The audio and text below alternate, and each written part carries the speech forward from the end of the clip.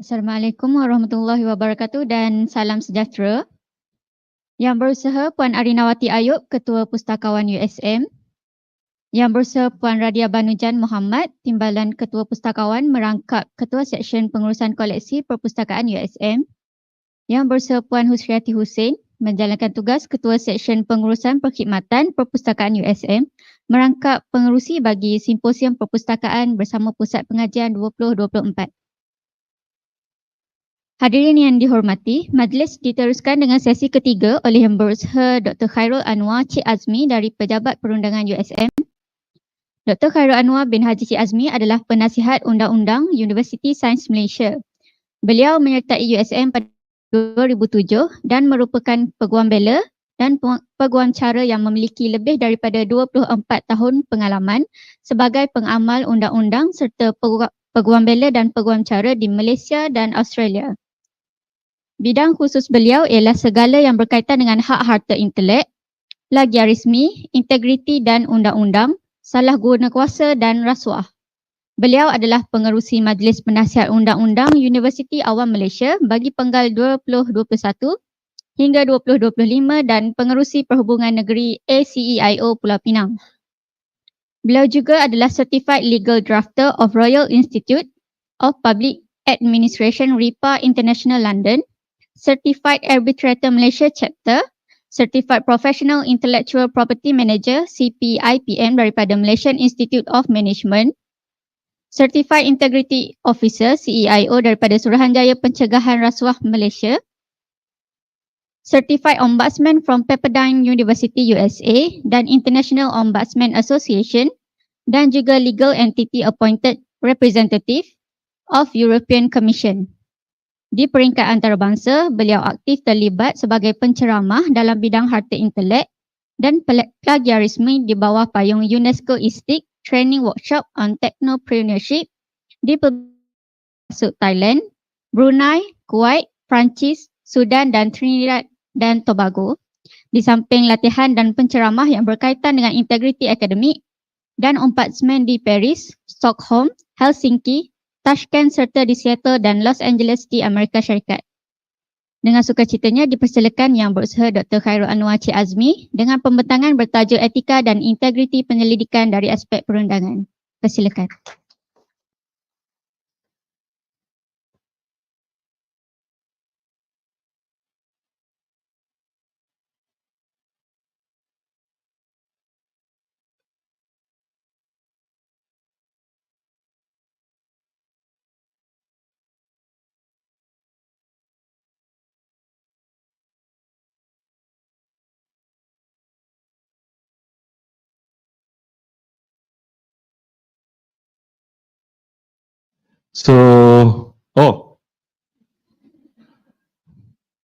Okay.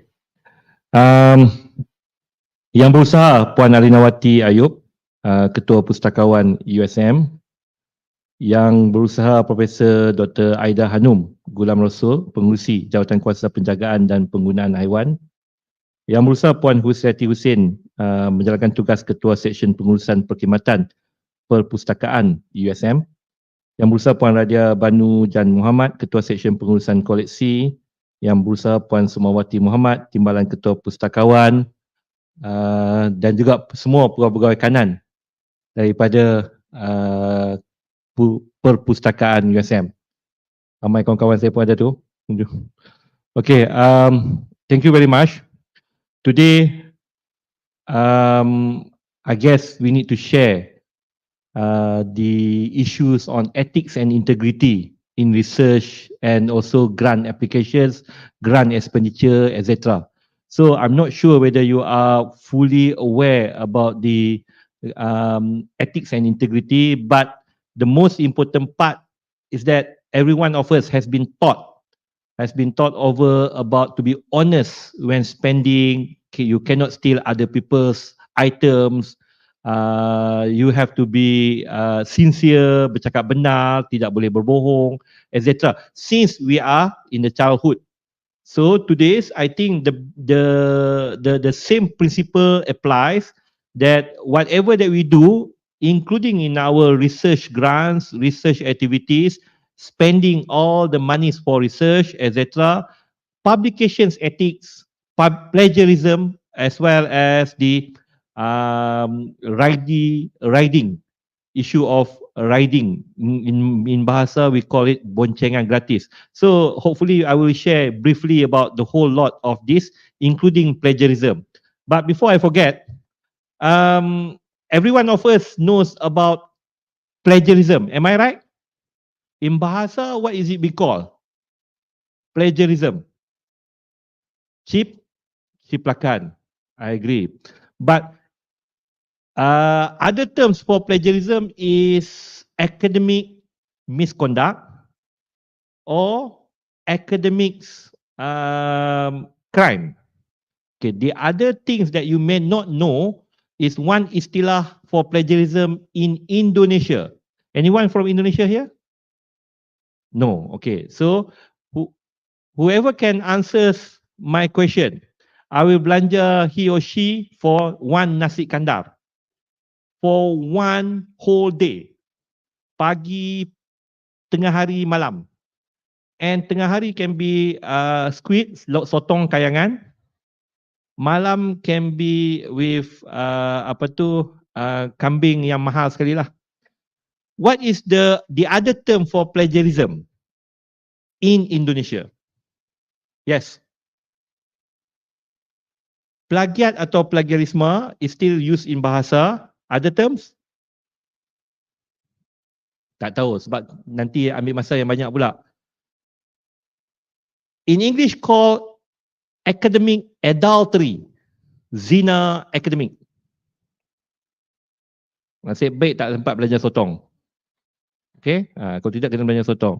So, I've been termed we have one big case involving one docent, one lecturer from Indonesia, studying in USM back in 1994, and he has been accused back in 2015 for committing plagiarism.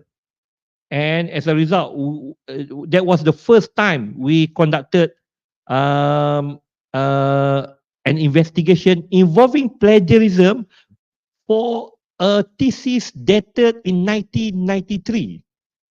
For the first time, 2015, we investigated a thesis still in our perpustakaan, 1993 thesis. And you have to know what are the contents of the thesis. Okay, among the features of this thesis is it is typewritten, not the typewritten as per your imagination. This is the old typewritten, and if you have made mistake, correction, you have to do the blanco. Okay, and this thesis are full with copy paste as well. Some are kena gum, pasting. Okay, have to be initial gum, etc. So it's not unlike the current thesis that we have ever seen. Okay, if you saw that thesis, definitely you will say fail. But during that time, remember, Google tak ada lagi. Okay, plagiarism is a taboo words. Okay, plagiarism pun tak terkenal lagi. And of course AI, online subscriptions, Springer apa semua tu tidak wujud lagi pada waktu tersebut online. So they have to do it typewritten. Okay, so in that case, that was among the most difficult case that we have that involving plagiarism. And you need to know, we need to decide wisely and properly as well, because the thesis, the subject matter thesis is for master degrees. And at the time of the complaint, the accused has obtained his PhD. So if we found out the plagiarism is a plagiarized works, and we withdraw ataupun we terminate the thesis, what will happen to his PhD? So that were some of the answers, the questions that we need to address. So whoever want to know about the whole truth of this story, you can follow the next talk on plagiarism itself, normally conducted by IPS or by CDAE. So because it is about quite lengthy discussions on that particular topic alone. So now I would like to concentrate on this ethics and integrity on pendidikan dunia akademik. Betul ya? Tak, bawah. Okay, sorry. So, how I would like to describe your journey in research. If you look at these photos, you can see, okay, it's not an easy journey for you to undergo all this research. Okay, let's say you are undergoing a research, doesn't matter your thesis, your PhD, even in your research in your particular field, and in order to obtain a grant, it is a difficult situation. It's not an easy task. You have to undergo all these difficult mode. Jalan pun penuh orang nak cantas. Nampak tak nak cantas? Dan bila-bila masa dicantas, meninggal. Tak sempat pun grant approve. The bad thing is that ada pula orang tiru pula. Copycat all your research products. So inilah perkara-perkara. So it's not an easy task for you to do the research. So what are the difference between research and contract research and consultancy service? It's totally two different issues. Okay, what as a students, if you, I believe most of you are students, okay, you are only concerned about research grants, okay. But if you are staff to a particular university or to USM, you have to concern on both items, contract research and also research grants. There are two different things of contract research and research grants. Research grants must be through USM.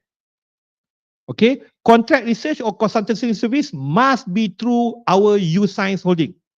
So what are the difference? The difference is that research grants is most vital, important, paramount to you for your promotion. Penting sangat untuk kenaikan pangkat. Okay, all the intellectual properties belong to the university. You own the intellectual property. Means who are you? You means the individual researcher and university as a organisation. So it means that kalaulah dalam research grants, siapakah pemilik IP? The owner of the IP is university, but you are the inventor, individual inventor. So adakah nama universiti saja dimasukkan atau nama saya dimasukkan? Both names will be acknowledged as the inventor and the owner of the intellectual property. Ingat, owner university, inventor, your individual names. If you have three researchers, so 3 individual names. And contract research is different. Contract research, the IP belong to the company. The company that pay you the amount of honorarium. So why should I care if they have to pay me? So I should regard that as a research grant. Yes, you can.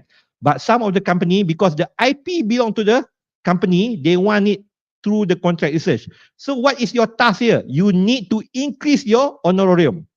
Make sure you include your honorarium not as a normal honorarium.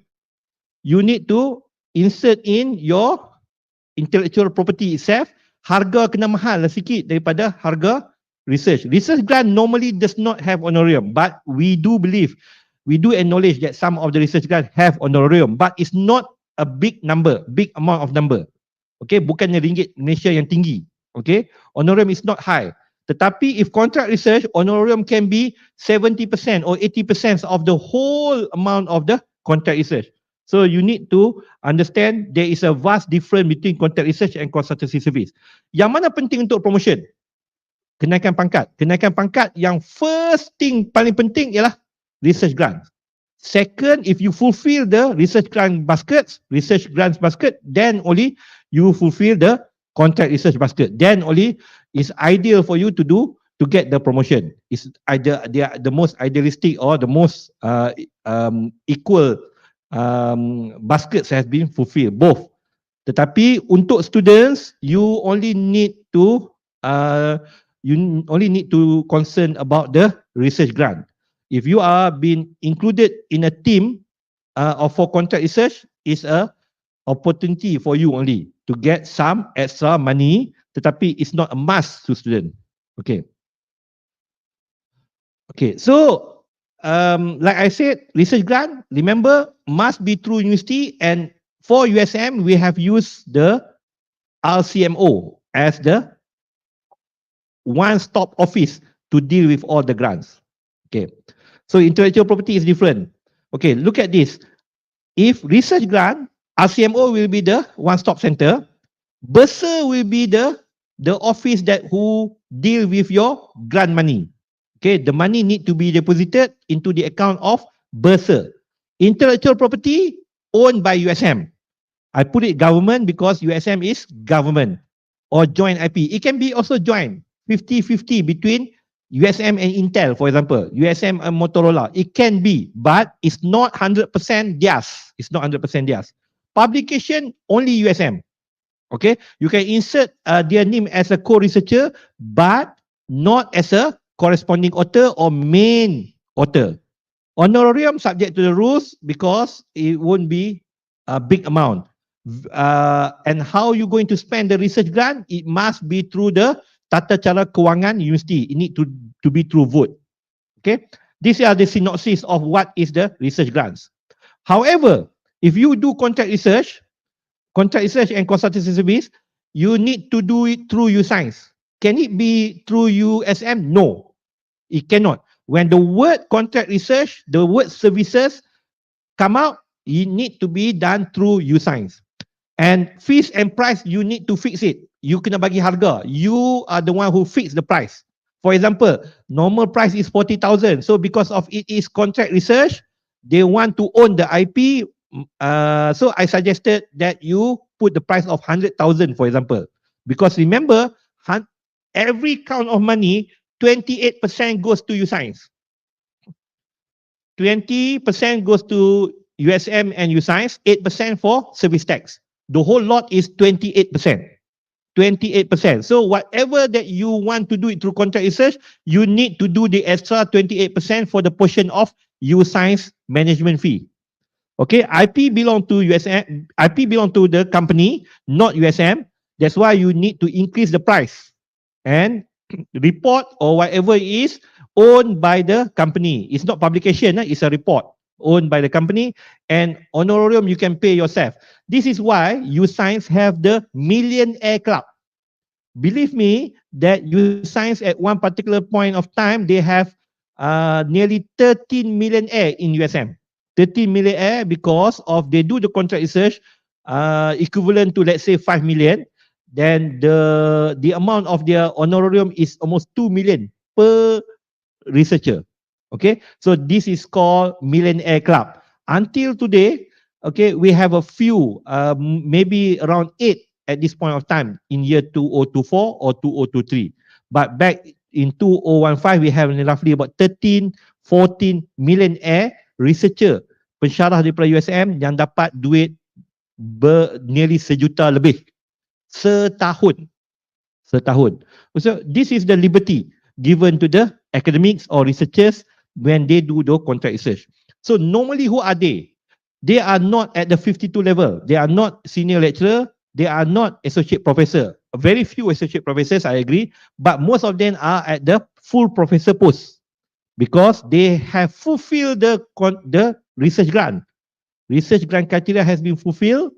Now they are doing it by way of contract research. Okay, so begitulah. Okay, so with so many choice, how do I decide? Dua je pun nak decide. UScience atau USM? Ingat, USM contract research tak boleh. UScience mesti research grant, grant. Okay, grant. Ingat itu saja. UScience apa-apa yang selain daripada grant. Okay. So you need to do the strategy. How should you whether I should choose the contract research or research grant? What should I choose? Okay, you need to do these are some of the RU universities criteria. Okay, teaching and supervisions, how many percent? Research and consultancy, academic leadership, others conference. Okay, so research and consultancy and publications, it consists of 25% ke 40% ke.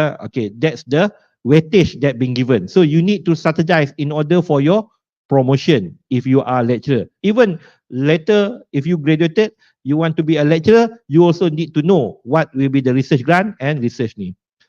Okay. Many people ask whether if a money being deposited to USM as research grant, but some portion of it want to be on the contract research, whether it can be done or not. Yes, can.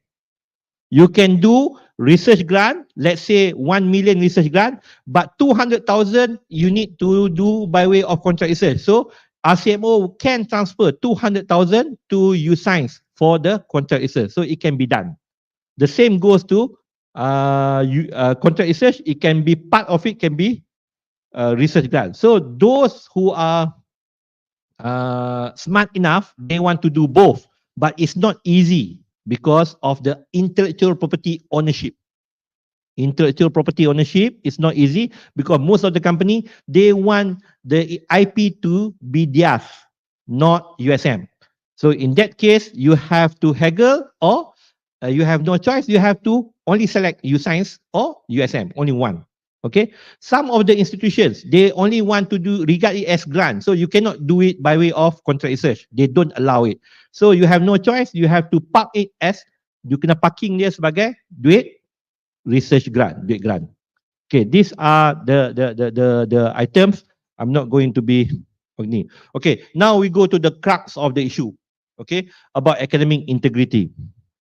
Okay, in USM, two big offenses that we will not forgive if any of our students and staff doing it is plagiarism and free riding. Free riding is boncengan gratis. Plagiarism, you understand. Plagiarism means that you take other people's idea, other people's work and claim as yours without citation, without any reference. Maksud dia macam ni, you ambil orang lain, tak kira berapa perenggan ke, berapa muka surat ke, you masukkan dalam thesis you dan tak letak citation, tak letak rujukan. Maka itu ialah plagiarism. So plagiarism can happen simply because we do have the similarity index, which is called Turn-in, strike plagiarism. Pernah dengar kan Turn-in? Tapi mungkin tak pernah dengar strike plagiarism. These are the softwares for detecting plagiarism. Software ni sebenarnya bukan software plagiarism, software detecting similarities. They only reflect similarities. So if the similarities is allowed, then okay. If the similarities are not allowed, then it falls under the plagiarism. So what happened to plagiarism? If you want to take other people's idea, you do the proper citation. If you don't do the proper citations, then the case collapse. Memang ada kesalahan. So, tuan-tuan dan puan, how many cases in USM for plagiarism? I would have to say 5 cases a year. 5 kes setahun. And who are the mainly consists of who? Students or staff? I would say 80% consists of students. Only 20% consists of staff. And at what level the plagiarism been detected? Normally been detected at the viva voce stage. Viva voce stage.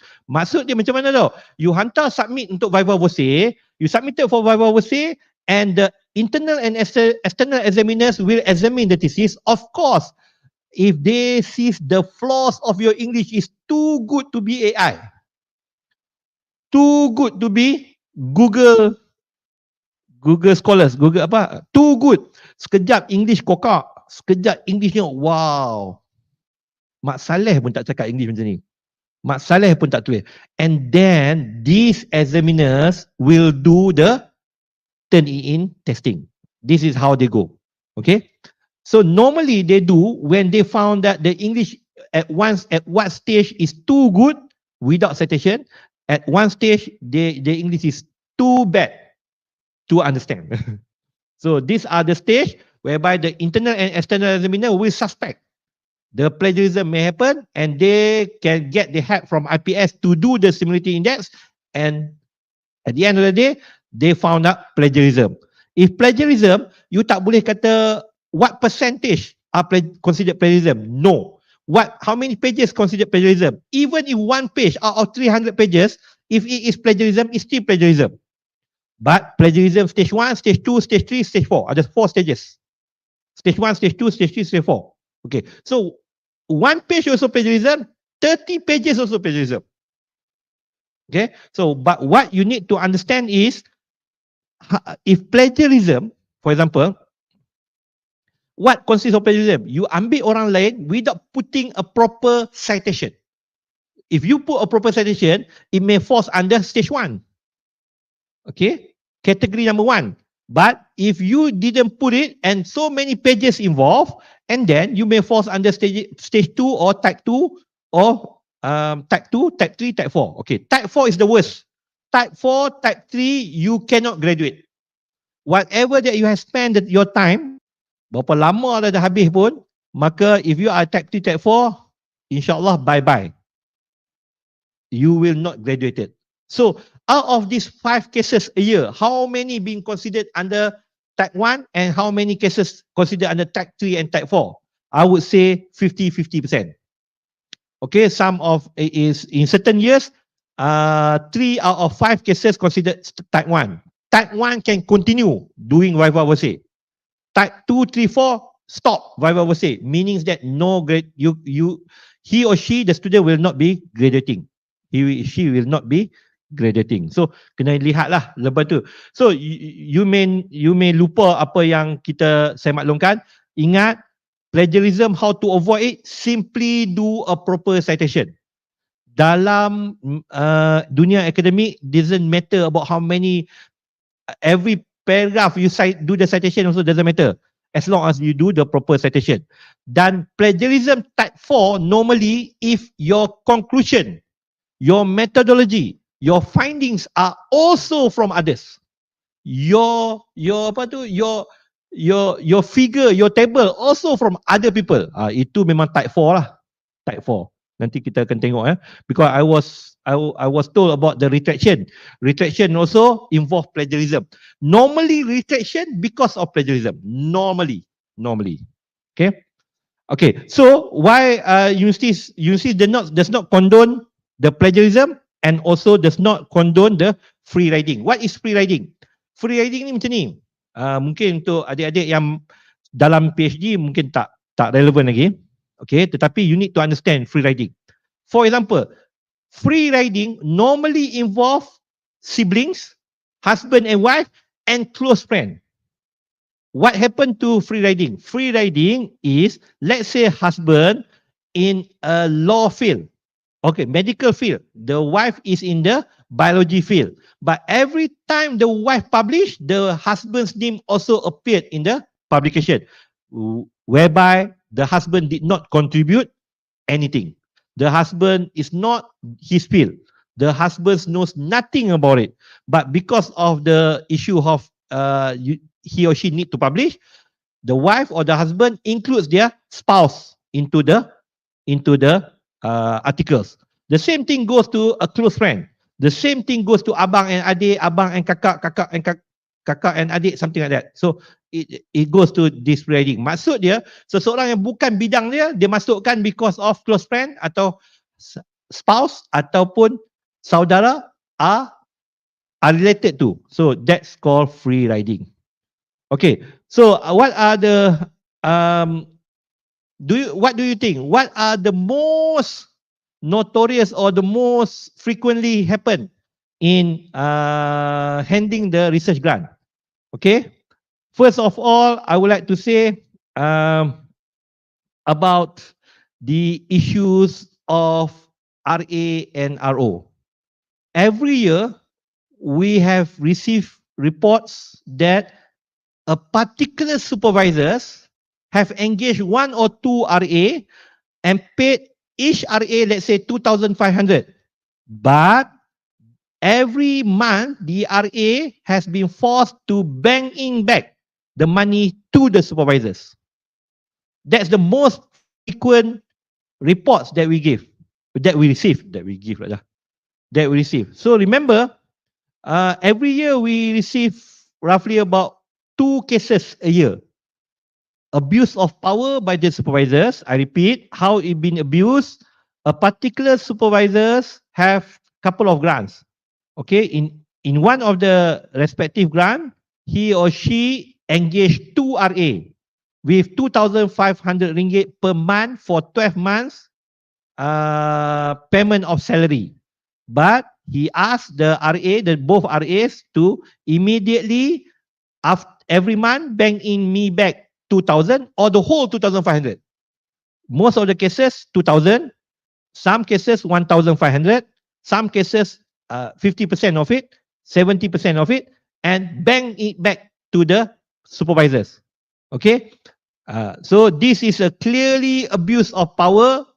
Believe me, or in all cases, we have either brought over these supervisors to disciplinary actions and he or she been terminated, dibuang kerja. But most of the time also, in order to clear their name, they do the voluntary retirement, berpencen awal. They berpencen awal, bersara awal. But some of them, they just quit from the university. But every year we receive, particularly when we do talk like this, we receive reports that a particular supervisors has taken the RA or RO monies and did not allow the RA or RO to earn their monies. So it's really an offense. And I would like to state also, in some of our cases, not only one, couple of our cases, we receive a particular PhD student has been appointed as RA, RO, but during the time of his appointment for 2 years, he didn't report. But once immediately he finished his Bible essay, the next day he reported. He reported to the legal office, to my office, or to the Vice Chancellor's office, to the Deputy Vice Chancellor's office, that the respective supervisors for all this while has taken my money. Every month I have to bank into the money that I receive as an RA. RA Research Assistant, RO Research Officer. Okay? Okay. The other things is balloon. You purchase the equipment and you balloon the price. Look at the price that I have been seeing. Oh, tak nampak penuh pula dah. Okay? Tak nampak penuh. Okay. For example, a camera supposed to be the original price of 2,990, but the price that has been purchased is 8,200. A price of $5.20, the price that we quoted or we get the quotation at the price of $42. This is a balloon, menaikkan harga tanpa masuk akal.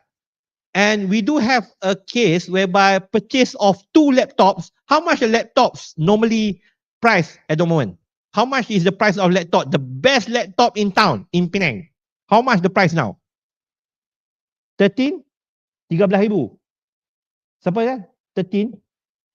A laptop brand Acer, high speed. A laptop brand Acer. This is a real case. A laptop brand Acer, paling high spec. How much will be the price? 10 lagi? 8? Believe me, we purchase it at 42,000 ish. This is wow. This is a manifest, crystal clear abuse of power. Purchasing laptop at 42,000 ish for 2 laptops. Brand Acer. Real story. Okay, full stop. Oh, nak habis lah ni. Okay. Okay, this is the things that I taught to you just now. The supposed to be vacancy for research assistants and pay the research assistant, but instead the research assistant has to pay back the researchers. Okay, this is a me. And imagine if when we investigate is and no one want to mengaku. Look at this ni. Agak-agak siapa yang salah? Difficult, isn't it? Bukan senang nak siasat. Then we call it siasat. Siapa salah gambar ni? Tunjuklah menuding jari. Okay, it's not an easy task for us in order to determine. So, in short, do not do it because simply the punishment is very harsh. I.e., that is terminated from the employment, terminated as a staff. If we don't want to keep a staff that always want to do the abuse of power. Okay, so these are the things, Yani. Okay, this is an example of how much in 2019 case, okay, how much the money that have been paid by a GRA to his supervisor. Okay, so the supervisors has been receiving all these monies. In fact, she keep asking, where's my money every month, even though the USM has yet to bank in the money. And this student keep all the records because it's all been done through transfer CIMB click online. And you see why? Why only in 2021 August he reported he finished his viva voce in July 2021. Okay, once finished, he lodged a report. So this is how a report been done. Okay, only after the student finished. And you know what was the demand of the students when he lodged? When he first lodged it, we are concerned whether it's a true complaint or not. So we investigated. He said that he's willing to do investigation provided one condition. What is your condition? We asked. My condition is that if it found guilty, if found true, please pay back all the whole lot, 29,900, so that I can purchase my ticket back to my country. That was his need. And what was my response then? My response, yes, keep it on. Teruskan. We want to know the real truth. And believe me, it remains the truth. He has paid back, he has paid all this GRA. And the money we didn't get back from the researcher or our lecturer, we pay him 29,900 for his ticket back to Nigeria.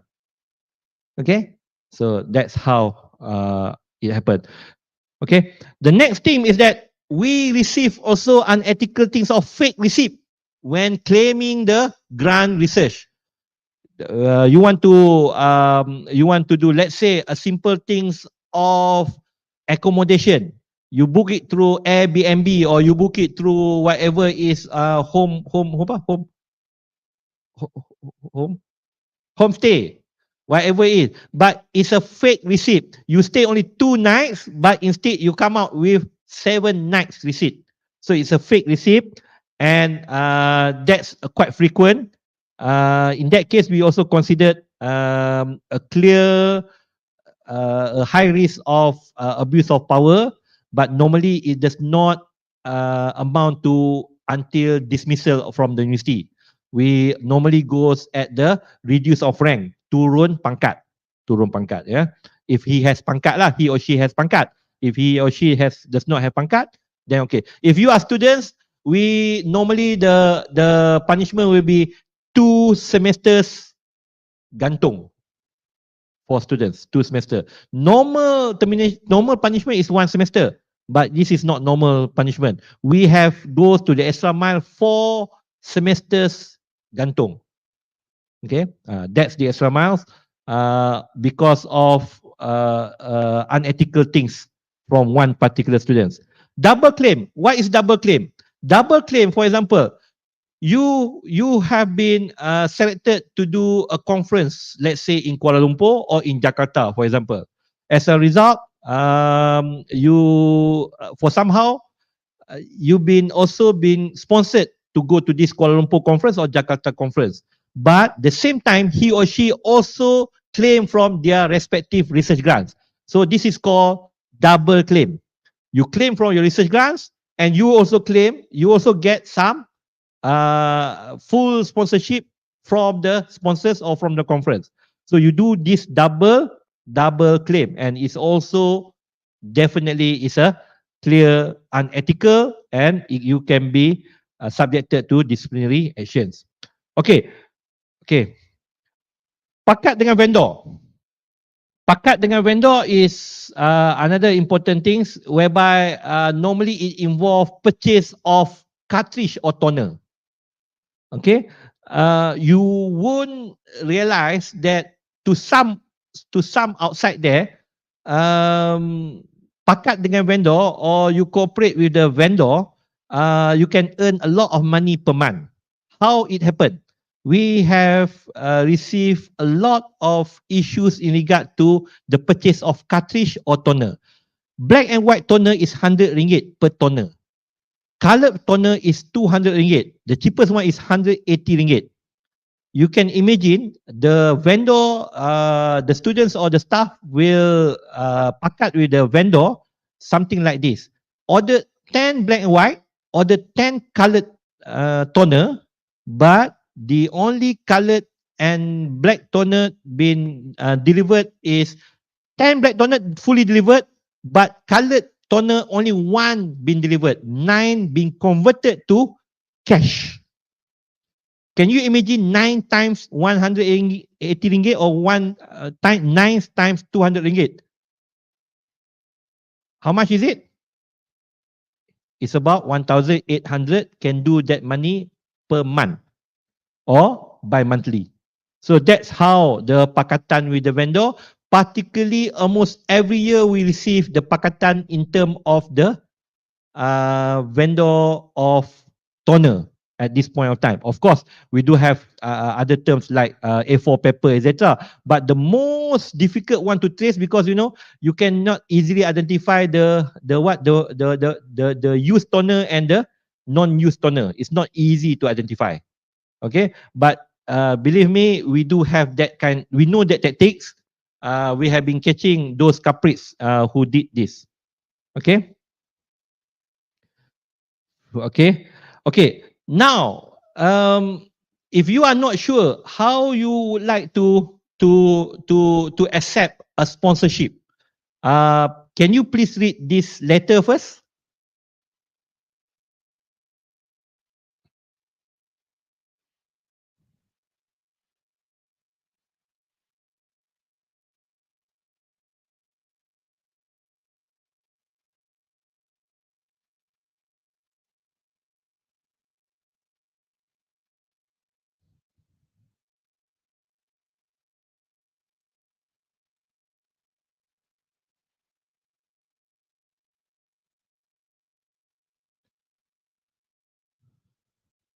This is a real case of dilemma of a researcher. Okay, our researcher would like to go to present paper in Jakarta.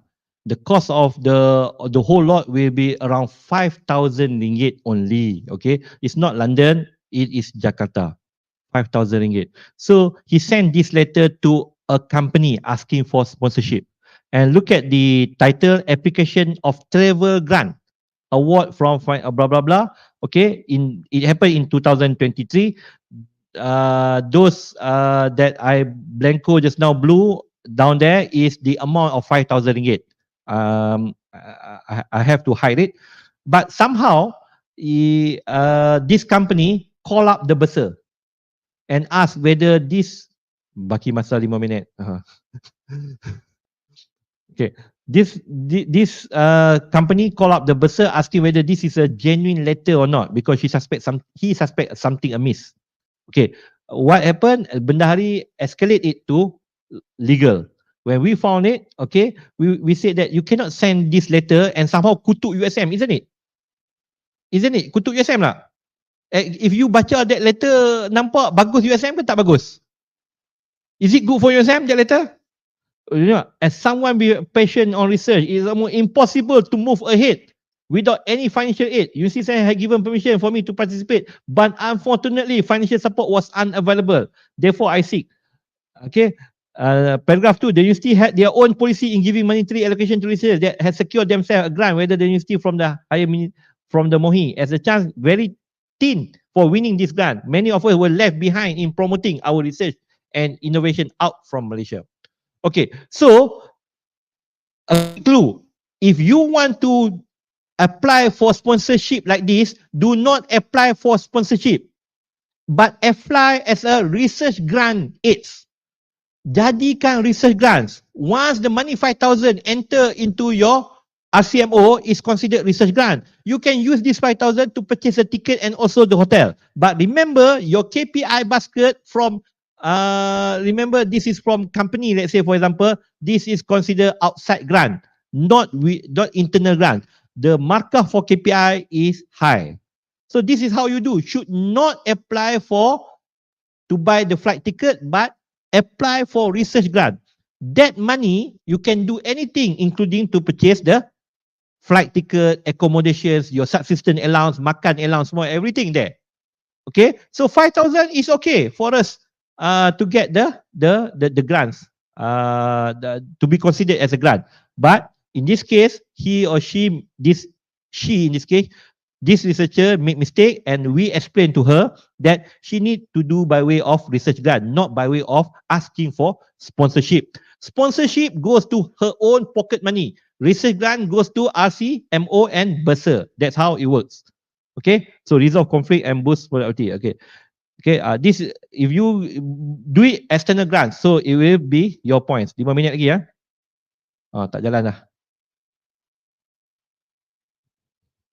Okay. People ask whether you can be paid honorarium or not from your grant. Yes, can, but it has a limited amount of payment. Remember, U-Science no limit. But if you, through USM, through your grants, there is a limit by way of this perclearing. WP 1.8. WP 1.8 in accordance to your rank. If you are JUSA, full professor, is 300 per hour. But if you are not, it can be 200 ringgit or 150. But it can be so for many hours, does not matter. But it will be in accordance to hours. Remember, if you do it through U-Science, no cap, no limit. That's how it works, okay? Kalau nak lebih, buat melalui U-Science lah.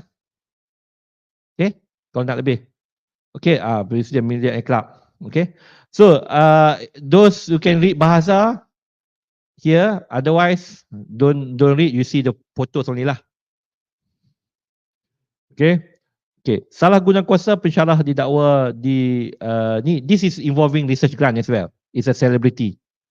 Okay? Penganjuran ni. Section 23. Okay. Do you know what is Section 23? I'm going to finish.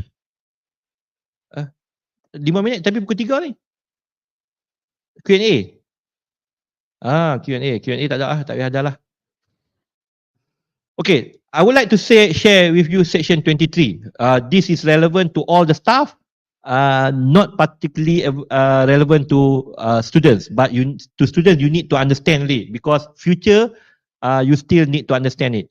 Section 23 of SPRM Act. Normally, when you know about this bribery, corruptions, you thought that this is about giving and receiving money. Okay, receiving money, receiving token as a corruptions. But Section 23 does not talk about giving and receiving money. Section 23 is about, for example, I want to purchase this TV. Okay, let's say this TV is 6,000 ringgit. And the one, if I open up for quotation, I ask for several vendors. One vendor says 7,000, the other one says 8,000, the other one says 9,000. But my brother or my brother-in-law can sell this. He's also the agent for TV, for example. He can sell at 5,000 ringgit. And I think 5,000 ringgit is a good one because I will be saving the university's money. And I did not receive anything from him.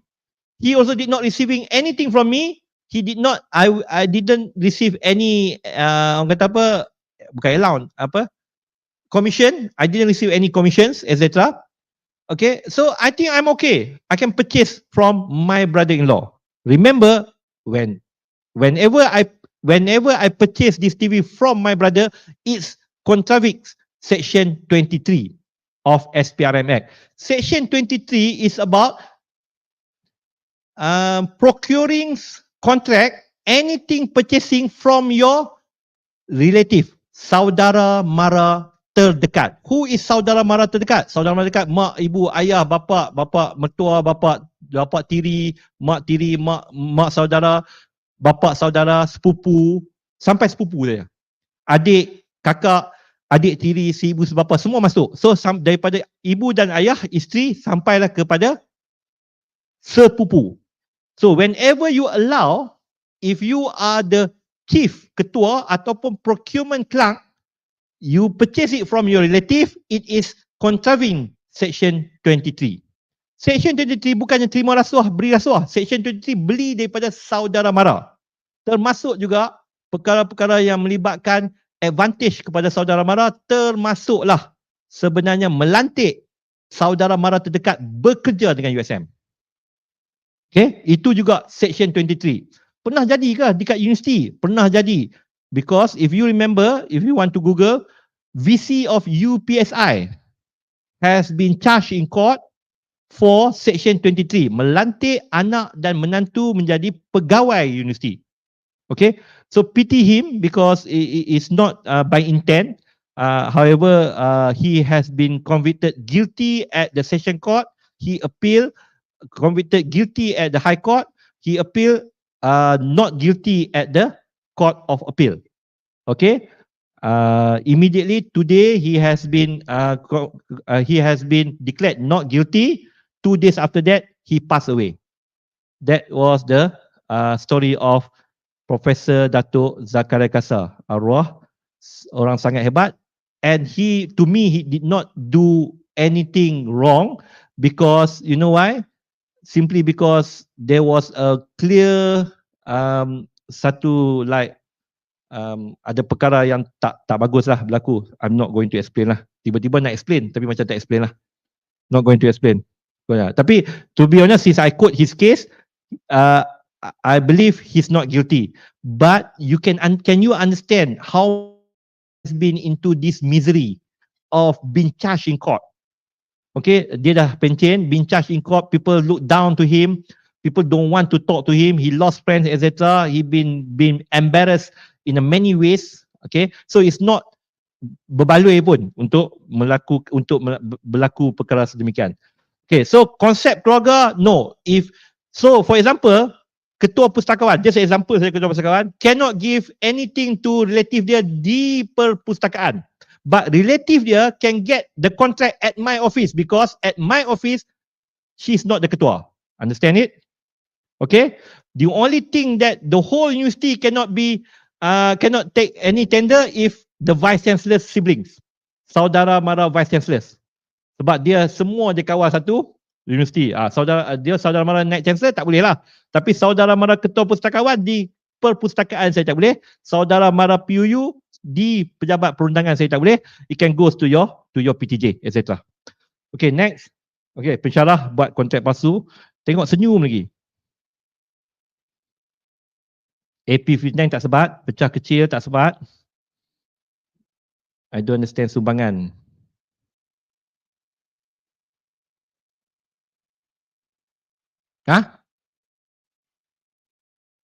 Conference, okay. You want to do which one? Dah 5 minit. Extend lagi 15 minit boleh? Okay, conference. Okay. I don't understand sumbangan. People said.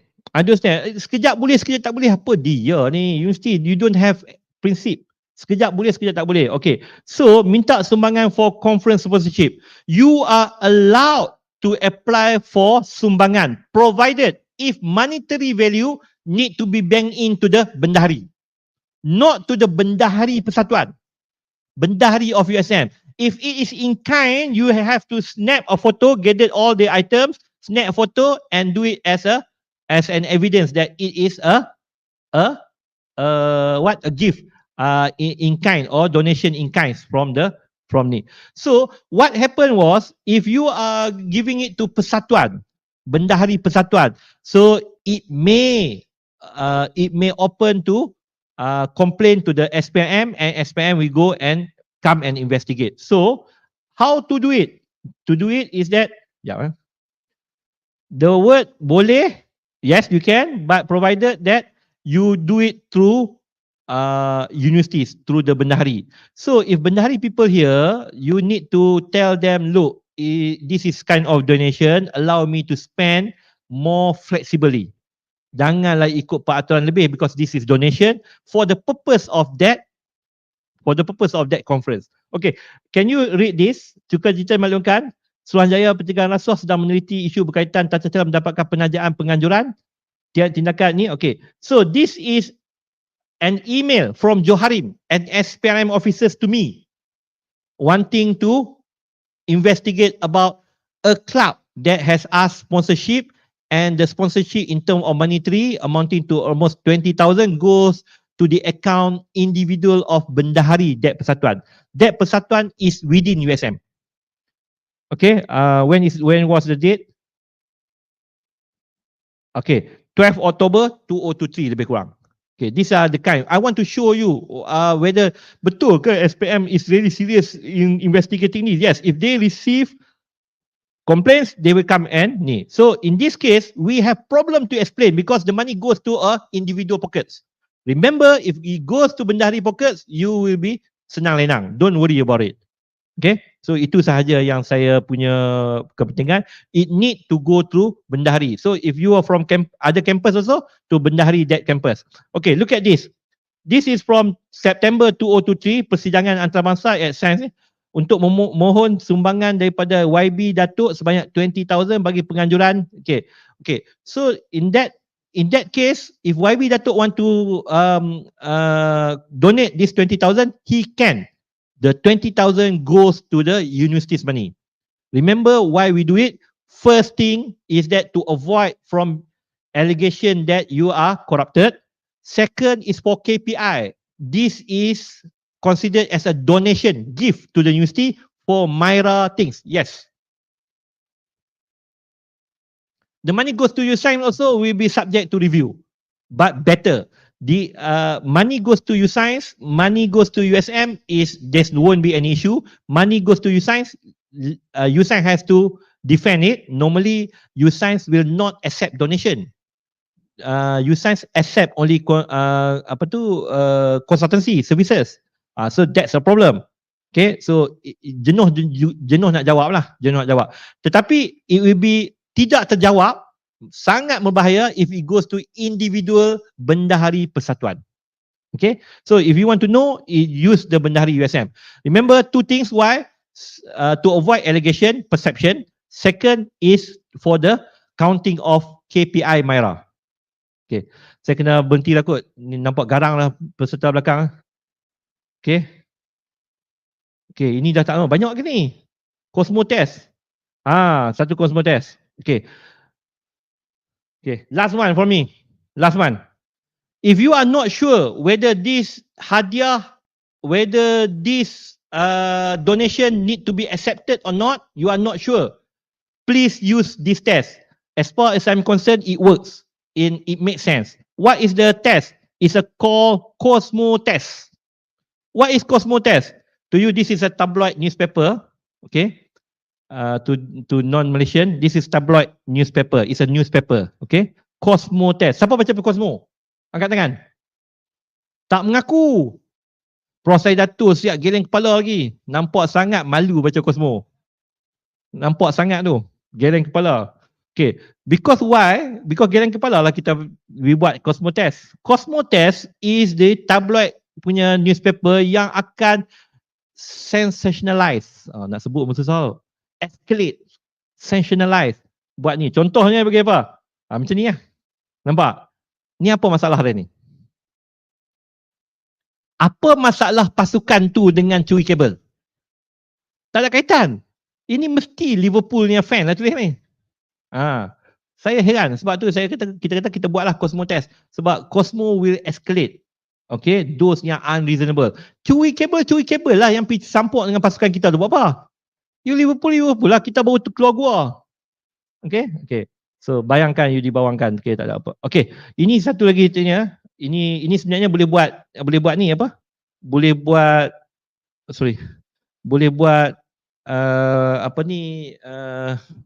interaction. You tanya saya tapi tak sempat. Banyak rupanya. Oh, ni hadiah. Tak boleh lah, saya berhenti lah. Okey, ada soalan lain?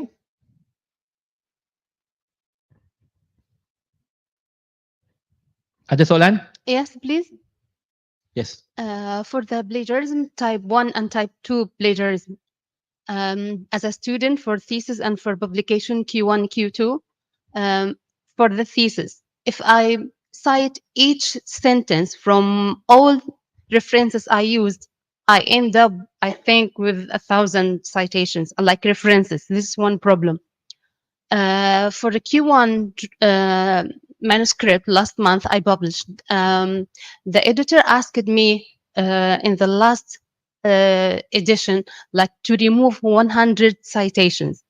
So how would the people judge my manuscript, which has been like the citations have been removed? So is this plagiarism? Yeah, what I would suggest to you is that you reorganize those paragraph, those sentences that you are picking out from other people's articles. Reorganize it, and then only you can delete that citation. But those important one, you still need to do the proper citation.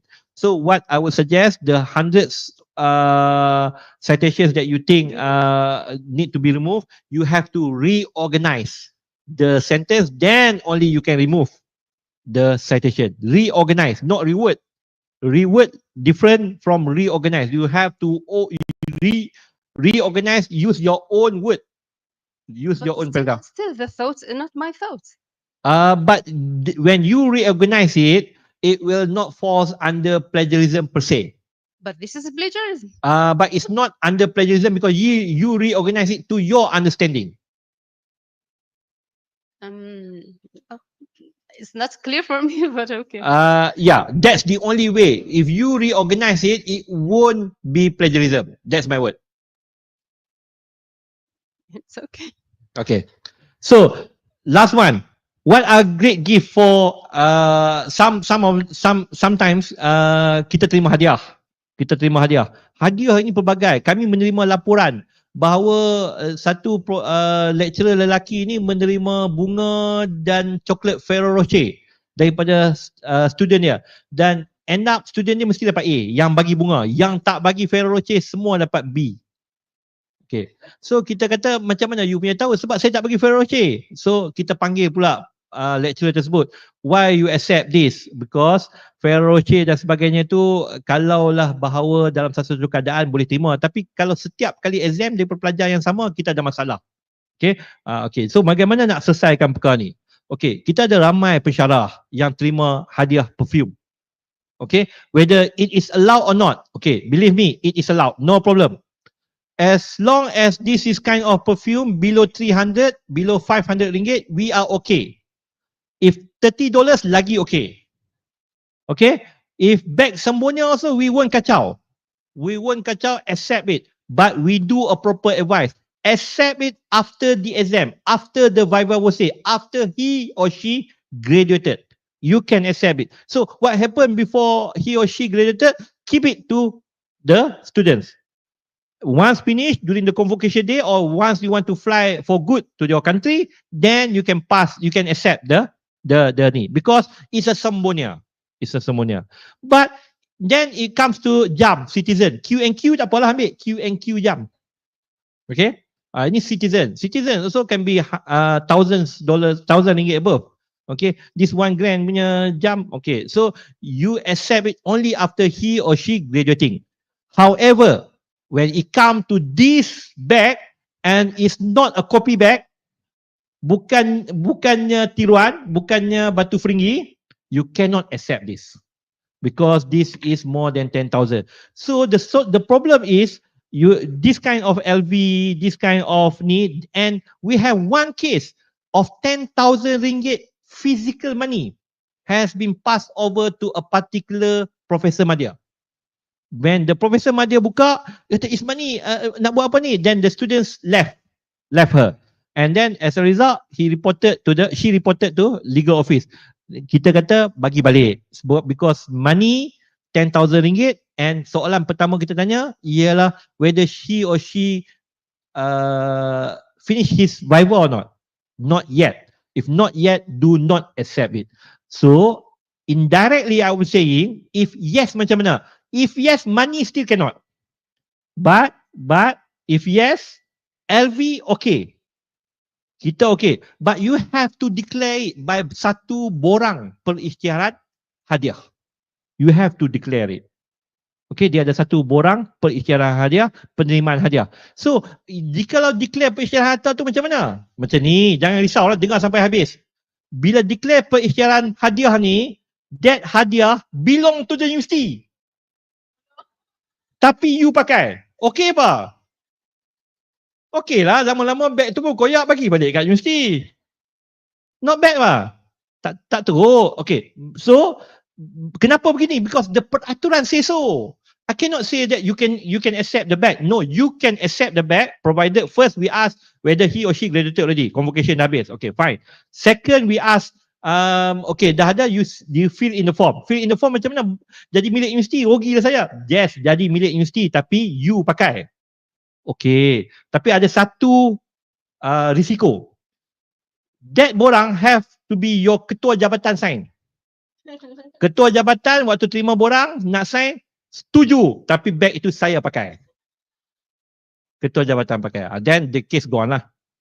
You have to pujuk your ketua jabatan lah. Share sebulan sekali. So that's how it works. But money, okay. Apa yang kita buat nasihat pada money ni, we ask her, that supervisors, to return back the money and give this as a grant, research grant. So that's been converted to research grant.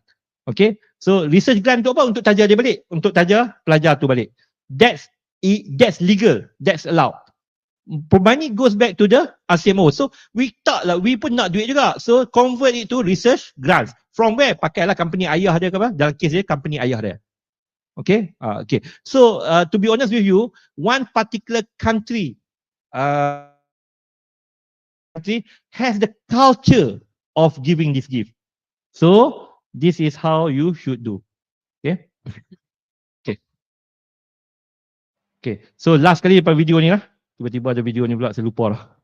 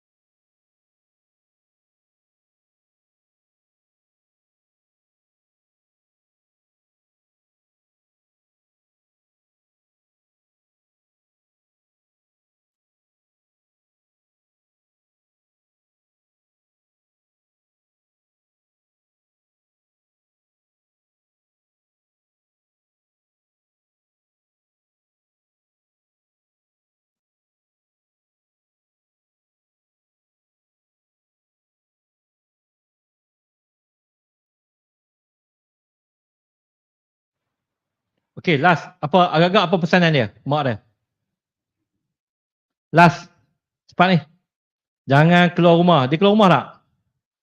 Sebab apa dia tak keluar rumah? Tapi kepala dia kat mana? Badan dia kat mana? Kaki dia kat mana? Undang-undang kata dua-dua kaki dalam sepadan tak keluar. Tak trespass. So jadilah macam ni.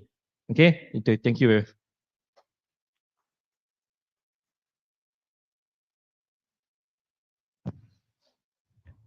Terima kasih kepada Yang Berusaha Dr. Khairul Anwar Cik Azmi kerana telah memberikan pembentangan yang sangat menarik dan bernilai untuk para penyelidik sekalian, sekaligus penjelasan yang mendalam kepada setiap soalan yang telah diajukan. Jadi sebagai tanda penghargaan, majlis mempersilakan Yang Berusaha Puan Arinawati Ayub, Ketua Pustakawan USM diiringi oleh Yang Berusaha Puan Husriati Husin, Pengerusi Simposium Perpustakaan Bersama Pusat Pengajian 2024 untuk menyampaikan cenderahati kepada Yang Berusaha Dr. Khairul Anwar Cik Azmi. Dengan segala hormatnya dipersilakan.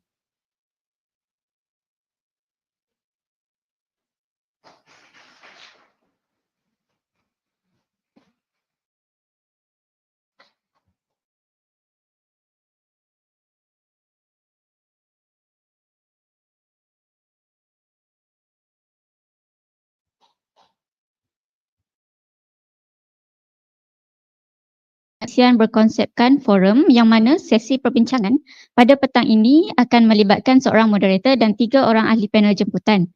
Moderator yang dimaksudkan adalah Yang Berusaha Puan Arinawati Ayub, Ketua Pustakawan USM yang juga merupakan tunggak utama bagi Perpustakaan USM.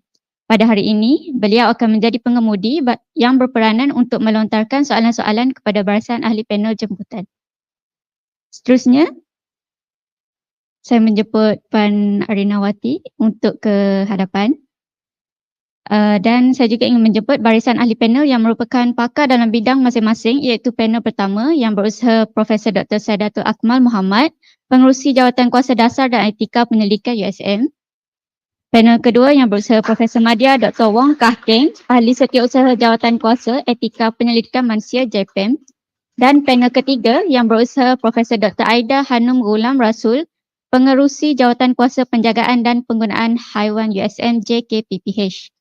Para panel pada hari ini akan bersama-sama mencanar fikiran dan mengemukakan pendapat berkaitan etika dan integriti dalam penyelidikan, isu, kontroversi dan amalan terbaik. Dengan itu, majlis mempersilakan moderator dan ahli panel untuk mengambil tempat masing-masing di ruangan yang telah disediakan. Dan saya serahkan kepada moderator.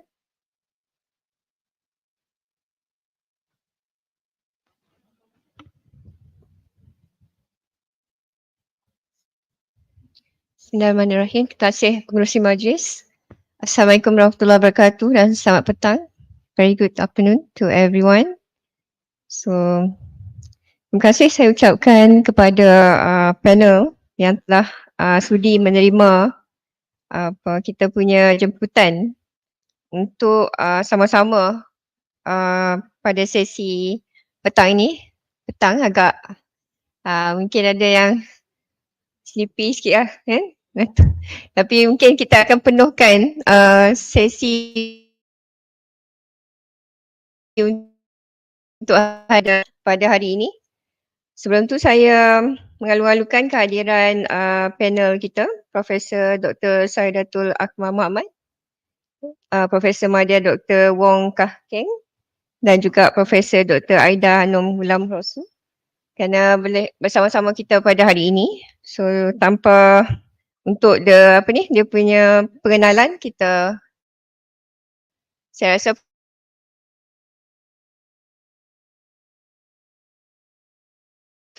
etika dalam pendidikan lah yang kita akan bincangkan pada hari ini.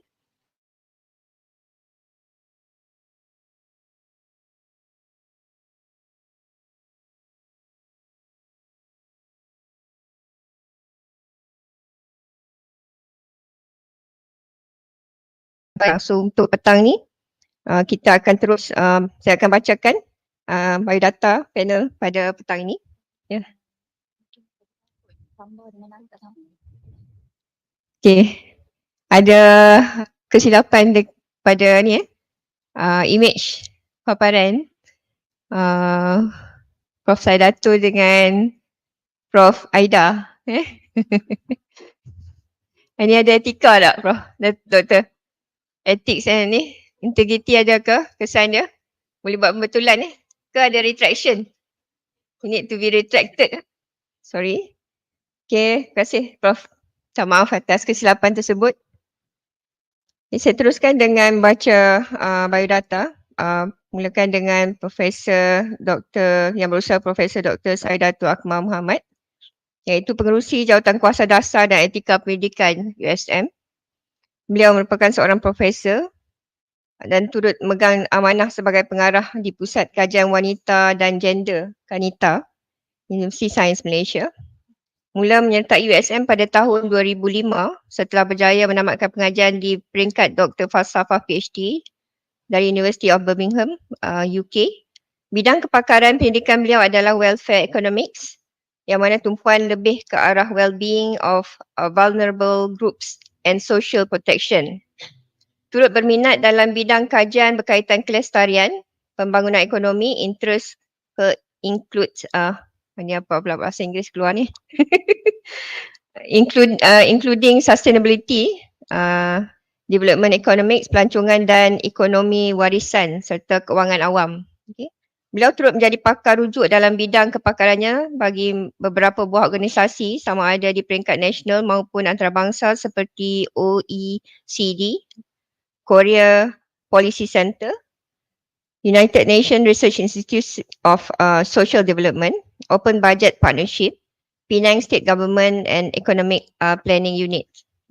Kini beliau mengetuai pasukan dalam membangunkan Dasar Perlindungan Sosial Kebangsaan Malaysia, iaitu sebuah usaha kerjasama dengan UNDP. Okay. So panel seterusnya ialah yang berusaha Profesor Madya Dr. Wong Kah Keng, punya ahli Setiausaha Jawatankuasa Etika Pendidikan Manusia USM ya. Okay. Dr. Wong merupakan ahli Setiausaha Jawatankuasa Etika Pendidikan Manusia sejak tahun 2022 dan juga merupakan Ketua Jabatan Imunologi Pusat Pengajian Sains Perubatan USM. Beliau menerima ijazah kedoktoran dalam bidang imunologi kanser dari University of Oxford sejak tahun 2011 dan telah menerbitkan pelbagai manuskrip pendidikan di jurnal antarabangsa dalam bidang tersebut. Profesor Madya Dr. Wong aktif dalam penilaian cadangan pendidikan yang memerlukan kelulusan JPM. Kita sebut JPM ke JPM? JPM serta mengendalikan sesi latihan kepada ahli-ahli JPM. Pengalaman beliau dalam bidang etika pendidikan meliputi pelbagai jenis kajian termasuk experimental study dan observational study seperti cohort study, case control study, cross-sectional study, prospective study, retrospective study dan sebagainya. Banyak jenis study. Sebagai ahli Setiausaha JPM, beliau memainkan peranan dalam pengemaskinian garis panduan etika pendidikan universiti dan meningkatkan kesedaran tentang kepentingan etika dalam kalangan pendidik muda dan para pelajar. Okay. Dan seterusnya adalah panel ketiga yang berusaha Profesor Dr. Aida Hanum, pengerusi Jawatankuasa Penjagaan dan Penggunaan Haiwan USM, JKPPH. Profesor telah bergraduasi dalam bidang perubatan daripada Flinders University of South Australia. Beliau merupakan menjalani latihan Doktor Siswazah di New South Wales sebelum balik ke Malaysia dan mula bekerja sebagai pensyarah pelatih dan seterusnya pensyarah perubatan Pusat Pengajian Sains Perubatan Universiti Sains Malaysia. Beliau memperolehi PhD dalam bidang farmakologi klinikal daripada USM dan berpengalaman luas mengajar bidang farmakologi kepada pelajar sarjana dan lepasan ijazah. Bidang pengkhususan pendidikan Prof. Aida adalah bidang farmakologi dan fisiologi sistem kardiovaskular. Beliau mempunyai pengalaman yang luas dalam pendidikan. Profesor juga fleksibel dalam menjalankan pendidikan beliau, iaitu telah mendapat geran dan pengetahuan dan mengetuai kajian melibatkan ujian klinikal dalam manusia, pendidikan dalam haiwan dan pendidikan pada peringkat tisu badan di makmal. Sepanjang yang diketahui, beliau merupakan pendidik awal di Malaysia yang menjalankan pendidikan in vitro di makmal ke atas sampel salur darah daripada manusia. Sampel tisu pesakit yang ingin dibawa ke makmal dan penelitian dibuat ke atas salur darah untuk memahami dengan lebih lanjut tentang penyakit seperti kencing manis dan kekurangan zat vitamin D. Prof Aida telah lama terlibat dalam aktiviti-aktiviti melibatkan etika haiwan juga manusia. Beliau dilantik sebagai pengerusi Jawatan Kuasa Penjagaan dan Penggunaan Haiwan USM pada tahun 2017 sehingga sekarang. Di peringkat kebangsaan, beliau terlibat memberi input melalui bengkel bagi menyemak kod amalan kebajikan haiwan kegunaan saintifik dengan jemputan daripada Jabatan Perkhidmatan Veteriner Malaysia. Beliau juga telah dilantik sebagai ahli Jawatan Kuasa Kerja Penggubalan Peraturan Kebajikan Haiwan, Pendidikan, Ujian dan Pengajaran di bawah Akta Kebajikan Haiwan 2015 oleh Jabatan Perkhidmatan Veteriner Malaysia. Oleh kerana pengalaman yang luas dalam menjalankan kajian klinikal, Prof Aida telah lama dilantik sebagai penilai bebas bagi Jawatan Kuasa Etika Pendidikan Manusia iaitu JPEM USM. Beliau juga pernah menjadi pengerusi salah sebuah jawatan kuasa kecil di bawah JPEM USM iaitu Site Visit Monitoring Committee. Sebagai seorang pensyarah perubatan yang berdaftar dengan Malaysia Medical Council, beliau memberi khidmat kepada Hospital Pakar Universiti Sains Malaysia sebagai konsultan makmal diagnostik farmakologi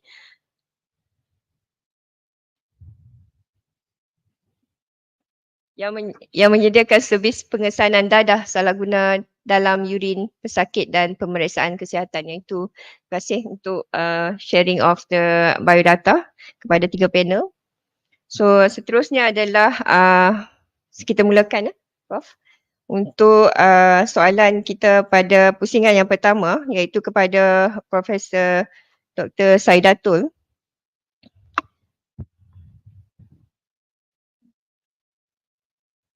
Mana soalannya? Okey, untuk soalan yang kita dah ni kan adalah apakah situasi atau perkara yang boleh dianggap sebagai isu etika paling mendesak dalam pendidikan pada masa kini dan apakah punca ia berlaku?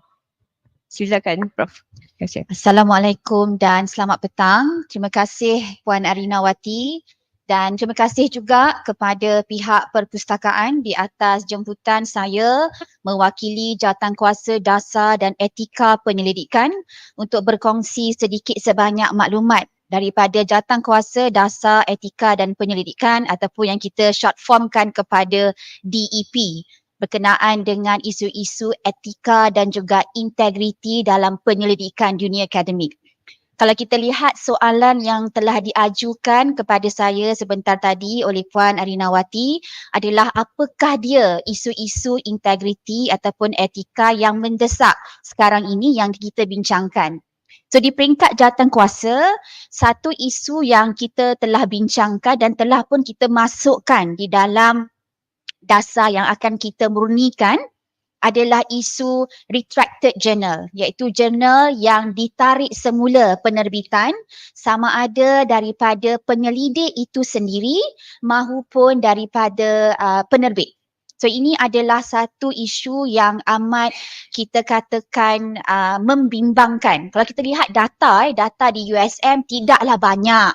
Tak adalah kata kita ni merupakan satu universiti dengan bilangan numbers of retracted journal ataupun bilangan jurnal yang ditarik semula itu besar. Tapi itu tidak bermakna ini adalah satu isu yang kita boleh pandang remeh. Jadi dia ada dua perkara dekat sini, Puan. Satu ialah kita sebagai author sendiri yang retract, yang tarik semula. Jadi bila kita sebagai author ataupun penulis menarik semula penerbitan tersebut menunjukkan integriti yang tinggi daripada penulis itu sendiri. Kerana kita yakin bahawa ada masalah dalam penerbitan ini, apa jua masalahnya dan kita rasakan bahawa ini tidak boleh diterbitkan ataupun tidak boleh dikongsikan bersama-sama dengan orang awam. Yang kedua adalah ditarik oleh penerbit jurnal itu sendiri. Jadi ini adalah berdasarkan kepada komplain-komplain ataupun email yang diterima oleh pihak jurnal penerbit tersebut mengatakan terdapat masalah di dalam penerbitan tersebut. Kajian telah menunjukkan sekiranya artikel jurnal ditarik oleh jurnal ataupun penerbit itu sendiri, kita punya citation dijangka berkurangan di antara 10 hingga 20%. Itu ialah danger dia. Bahaya dia kenapa? Kalau kita buat penerbitan, kita kena pastikan kita punya output, kita punya penulisan itu adalah penuh etika dan juga integriti. Jadi apakah yang menyebabkan penerbit-penerbit ini menarik semula? Antaranya adalah isu-isu berkaitan dengan fraudulent data ataupun data-data yang fabricated. Saya tidak pasti bagaimana penyelidik-penyelidik di bahagian ataupun di bidang sains buat penyelidikan. Sebagai contoh, kami di social sciences, kalau saya sendiri sebagai contoh, banyak buat data crunching. So kita dapat data daripada survey, kita masukkan dalam Stata sebagai contoh dan kita akan buat data coding, data recording, data crunching, kita analyse. At one point bila kita analyse tak dapat apa yang kita nak. Kita dapati bila kita buat kita punya post estimation test, tak lepas. Tak boleh guna pun. Contoh nak guna logic, tak boleh, nak guna probit, tak boleh, semua tak boleh. So the only way untuk boleh ialah kita tukar data tu. Kita tukar data tu untuk pastikan bahawa kita dapat apa yang kita nak, objektif kita tercapai. So bila kita buat perkara tersebut, itu ialah fraud data. Walaupun pada asalnya, kita yang sendiri keluar mencari responden, kita sendiri yang keluar mencari data, student bantu untuk key in data tersebut, baik pada akhirnya kita yang melibat atau terlibat di dalam perkara-perkara tersebut. Satu lagi ialah plagiarism. Tadi ada soalan yang ditanyakan tentang plagiarism. So, bila kita tulis, kita merasakan itu ialah idea kita sendiri. Tetapi sebenarnya itu adalah idea orang lain. Ada kalanya kita rasa macam, okay, well, I think this is mine. You know, I've read this somewhere and it becomes my own knowledge. But kita terlupa bahawa knowledge itu sebenarnya disediakan ataupun diterjemahkan oleh orang lain. Jadi bila the owner of that knowledge terbaca, maka this will trigger question. Ni macam I punya. Dan dia report pula kepada jurnal tersebut. Maka ini telah dianggap sebagai fraudulent data juga. Jadi bila perkara-perkara seperti ini berlaku, maka jurnal itu akan tarik baliklah penerbitan tersebut. Jadi kenapa? Sebab tadi kalau kita tengok video yang Dr. Khairul share kan, at the end ialah penggunaan AI. Kita dalam jawatan kuasa, dalam dasar kita dah kata dah, AI dibenarkan tetapi kena pastikan bahawa penggunaan AI itu adalah secara berhemah, beretika, berintegriti dan bertanggungjawab. Apa maksud etika berhemah guna AI ni? AI ni senang. Sekarang saya nak buat paper, saya kata kat AI, I want to write a paper on aging problems and challenges in Malaysia. Give me the ideas. Prof, bagi. Lepas tu esok bagi kat Prof Habibah. Prof, saya dah buat dah proposal ke apa ke. Contoh. AI is a tool. Dia akan membantu kita untuk mempercepatkan proses kerja. Tetapi AI tidak boleh membantu menterjemahkan kita punya kesarjanaan seseorang penyelidik. Dan di sinilah pentingnya kenapa kita perlu mementingkan dan mempertingkatkan konsep penyelidikan bertanggungjawab. InsyaAllah nanti selepas kita bentangkan dasar etika dan penyelidikan di Majlis Penyelidikan Universiti, kita akan buat satu roadshow dan kita akan perkenalkan kepada semua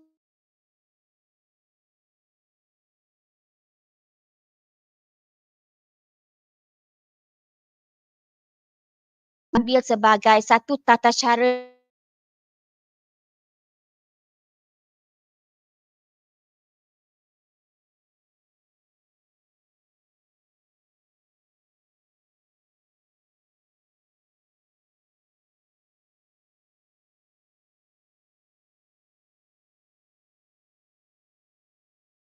jadi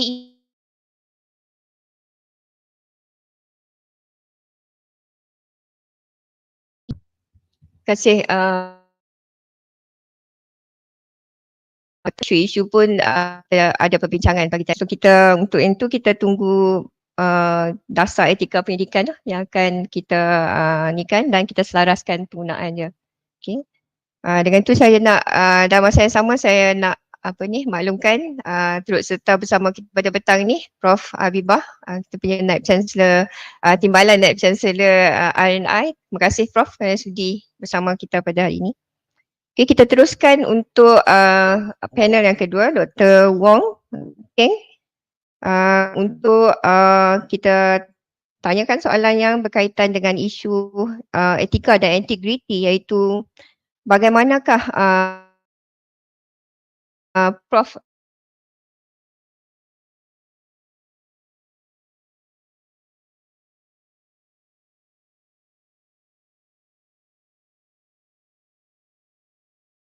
didik dalam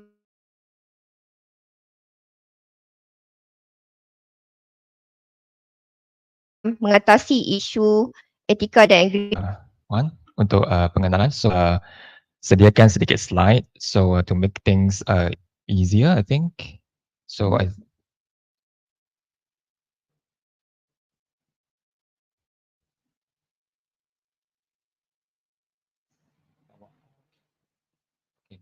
so the first question, so I'm going to conduct the session in English. So because there are international students and international researchers. So the first question is, bagaimana Anda melihat peranan penyelidik dalam mengatasi isu etika dan integriti dalam penyelidikan? So it's basically about how researchers can handle the ethics issue and integrity in research.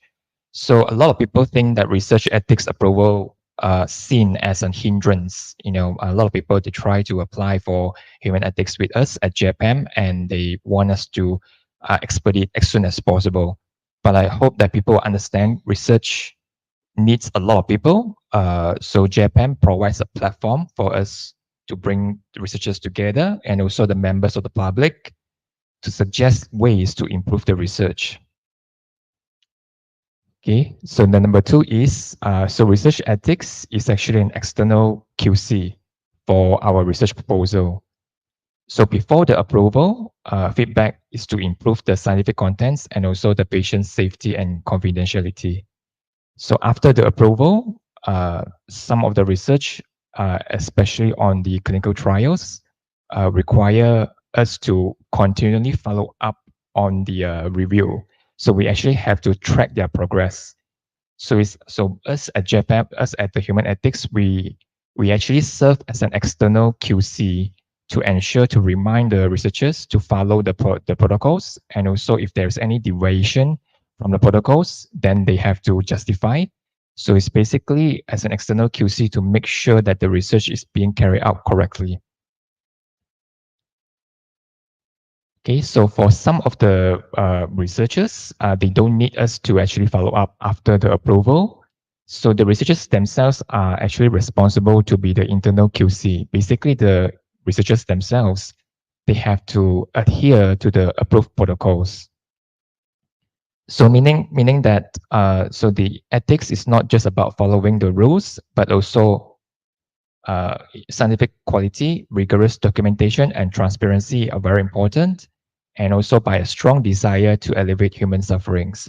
So as long as we stick to this protocol, to stick to these principles, especially for our strong desire to elevate the human sufferings, so this would actually be an internal QC for us to follow through the human ethics. So give some of the example is Peter Medawa. So Peter Medawa, back in the 1960s, he already criticized the research scene about the research practices being unethical. So back in 60s, people already realized the importance for research ethics. So we fast forward to 2000, early 2000, John Sulston. So he was in genetics, and he refused to patent the human genome. And we also have Tu Youyou. So Tu Youyou, Prof. Ida would know. So she was the one to discover the anti-malaria drug and won the Nobel Prize. And then finally on Katalin Kariko. So all these research I put up because they actually do research because they strong desire to elevate human sufferings. So especially for John Sulston, Tu Youyou, and Katalin Kariko, they basically did not go into the commercial road. Especially John Sulston and Tu Youyou, they did not patent their work. So basically, they didn't patent their work, publish the work for everybody to actually modify, build upon from their work. So all these researchers, they really just wanted to do research, want to elevate human sufferings, don't care about money, fame, fortune, power. So as long as we understand that we do research not because of personal interest, but we do research because we really, really want to solve the disease. That's really the biggest ethics that anyone can follow. Okay. And also, most researchers, we are using taxpayers' funding to fund our research. So we have to understand, we have to be responsible to adhere to the human ethics. We have to understand that all this comes from the public. So we actually really want to solve scientific questions, not because of our personal gains. So we know that we are accountable to taxpayers, and because of that, then we motivates us to follow through the understand the importance of human ethics, and also we foster the trust between the public. So once we understand that, then increase of public trust, increase of participation into our research. This would increase the benefits to the research and finally to the humanity. So this is a cycle of trust. Okay. And so the next question is garis panduan atau tips yang dapat dikongsi. Okay, so I'll just go through very quickly. So firstly, you have to identify whether your study is interventional or non-interventional. Okay, interventional means that, for example, clinical trials, you have to give something to the patient, and then the patient, you monitor the patient, you observe how the patient responds to the agent that you introduce. Second is non-interventional. So non-interventional basically is more basic. For example, you draw the blood from the patients and you want to study observation. You want to observe what happens to the patients. And then next, for us at JPM, our human ethics, we give these decisions either approve or minor correction. Minor correction, PI not to be invited, means that the PI doesn't have to defend. But if we give a minor PI to be invited and major modifications, then the PI have to come and defend their proposal. Okay, so literature review, always go for the past 2 or 3 years. And these are actually also important for students as well, because when you learn about human ethics proposal, then you also learn about how to write proposal in the future. So use this particular opportunity to learn how to write a good research proposal. And so use the past 2 or 3 years and state clearly the knowledge gaps. And also the literature review have to be complete. For us reviewers, we also check your literature review a lot. Justifications. Okay, so for justifications, you have to identify the knowledge gaps. You have to be novel. You cannot repeat what people have already done. For example, what has not been done in Malaysia, what has not been done in Penang and Kelantan. But you have to make sure that your particular studies are novel. So I'll just go through very quickly. For objectives, have to be concise. You have to have a general objective and also specific objectives. Usually 3 to 4 specific objectives. Okay, be concise, use action verbs. And for use a SMART format. So the SMART format means specific, measurable, achievable. Make sure that your objectives are achievable. Okay. And then are relevant and time-based. So time-based, you have to make sure that it hits the time that you set out for your particular research. And then for methods, you have to be very detailed, as much as possible, because a lot of questions would arise from the methods. So as long as you are very thorough with your methods, then it really shows how that you really know your research. And this is the chart. So we have this experimental study and also observational study. For experimental study, it's usually clinical trials. Observational studies, usually cohort, case control, and cross-sectional study. So I personally myself use this slide a lot to differentiate between different studies when we come to review your study. And then a sample size, you have to calculate the sample size properly. We use PS or G-Power software usually, and then we present the sample size for each of the specific objective. So it's recommended for you to actually print screen your sample size calculation and put into your proposal. Inclusion and exclusion criteria is also usually being questioned. So make sure that you're very thorough, you understand properly what kind of patients that you want to include and what kind of patients you want to exclude from your study. Okay, so I'm not going into detail. So recruitment, so you have to make sure that the who will obtain the consent, and those who obtain the consent have to be properly trained. For example, the ones who obtain the consent, usually the PI themselves or the co-PI. Statement that confidentiality of data and participants' anonymity. So of course, the participants have to be anonymous throughout the study. You also have to state your study location, availability of facilities. So these are straightforward. Conflict of interest, you have to declare your COI. And if the caregiver or the primary physician is part of the research team, you have to make sure that if any participants decline to participate, then those participants would not, their quality of care would not be affected. And finally, on the handling of privacy and confidentiality, so make sure that you randomly generate anonymous ID, and this randomly generated anonymous ID cannot be de-identified. So meaning that based on this anonymous ID, nobody can actually identify who are the participants after it has been published. And never upload participants' info into any external website or AI tools. Okay, so the next question is, apakah pentingnya mendapatkan persetujuan etika sebelum memulakan penyelidikan? So what are the importance to get the human ethics approval before starting the research? So first is to protect the participants' well-being, and then ensure research is conducted responsibly. Without ethical approval, researchers may be exposed to legal risk. To foster public trust, maintain research integrity, and finally, research findings can be trusted and accepted. And the next slide is more important. By stating in your research grant proposal that research ethics have been submitted, it actually increases your chance for securing the funding because it shows your research readiness. And secondly, also focus early on QC considerations. So basically, research ethics approval is considered as a QC. It's a QC mechanism for your research proposal. So as long as people who evaluate your research funding application, then they know that you have sent for research ethics approval, then it is actually forces you to early QC considerations. And so bagaimana proses ini seharusnya dijalankan? You go to this particular website. So this website has all the forms. So the most important and the most usual forms will be the third one. So the third one will be the template for research proposal for medical and health sciences. So just go there and download it, and then you have the template.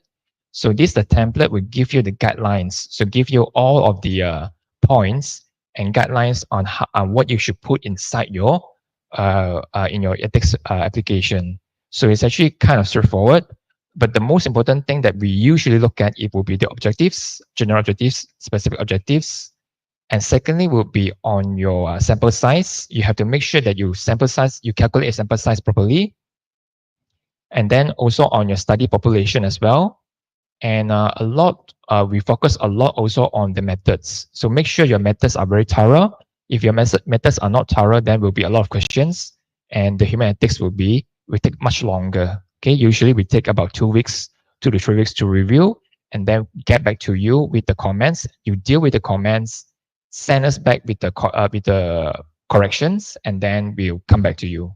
So this is a template, and finally will be on the OBB form. So this OBB form means that if you want to use the data pesakit penghematan makmal dan lain-lain di hospital, you have to get this OBB form approved by your ketua jabatan and also the pengarah hospital. So you have to get this approval before you can start your research. So you have to submit your human ethics, the template that I showed you just now, and also this particular OBB form for us to evaluate.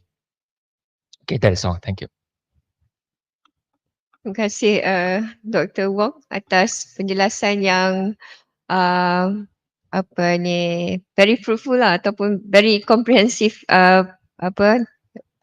perkongsian ya. And in short, JPM telah menyediakan platform untuk para pendidik untuk sebagai rujukan dan juga garis panduan yang kita boleh ataupun pendidik boleh guna pakai lah. Especially dalam bidang perubatan yang melibatkan patient punya rekod ataupun maklumat-maklumat perubatan dan juga hal-hal yang berkaitan dengan manusia, especially dia akan menjadi sangat sensitif lah kalau tidak kena pada etika penggunaan yang betul. Okey, terima kasih Dr. Wong. Okey, seterusnya saya teruskan kepada panel ketiga kita petang-petang ini, iaitu Prof. Aida. Soalannya berkaitan dengan kesan sekiranya mengikut pengalaman Prof lah, sekiranya pendidik tersebut menjalankan pendidikan tanpa mematuhi etika, dan adakah ada tindakan pembetulan yang boleh diambil bagi meminimalkan kesan sekiranya tidak mengikuti etika yang sepatutnya. Silakan Prof. Terima kasih. Okay. Bismillahirrahmanirrahim. Assalamualaikum warahmatullahi wabarakatuh. Salam sejahtera yang berbahagia Prof. Habibah. Nice to see you here at this forum.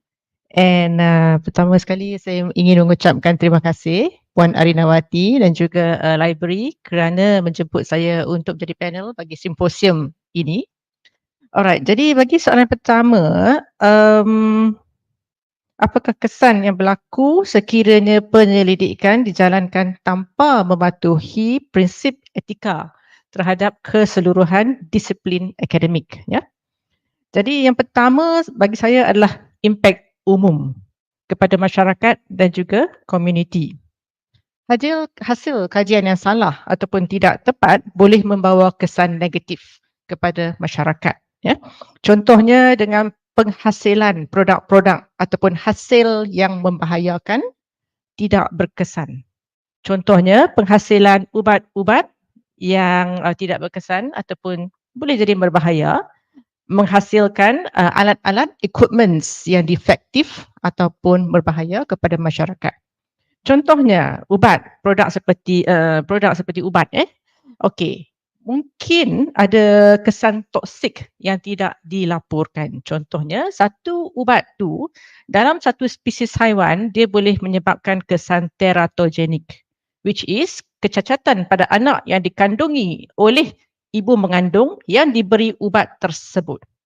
Jadi dalam setengah spesies mungkin ini tidak menunjukkan teratogenicity, anak tidak cacat kalau ibu diberi ubat tersebut. Tetapi dalam spesies yang lain mungkin boleh berlaku. Jadi hal ini tak dilaporkan oleh penyelidik kerana dengan anggapan mungkin ini tak akan berlaku dalam manusia. In true fact, it may happen in the humans. Okay, that's one thing lah. So, kena dilaporkan dengan betul. Secondly, contohnya dah panjang sangat. Okay, tak apa. Satu alat, for example alat tu pada suhu yang tinggi dia boleh terbakar. Dia boleh meletup. Tetapi tidak dimaklumkan, tidak dilaporkan dengan anggapan it's impossible lah to reach that high temperature. Tetapi it can happen, kan? So itu akibat dia, itu implikasi kepada masyarakat.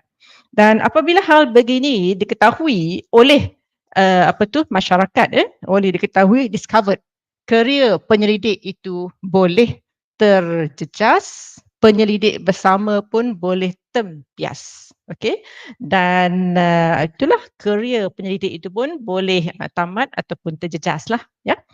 And lebih teruk lagi, hal-hal begini boleh merosakkan nama keseluruhan penyelidikan dan juga scientific community.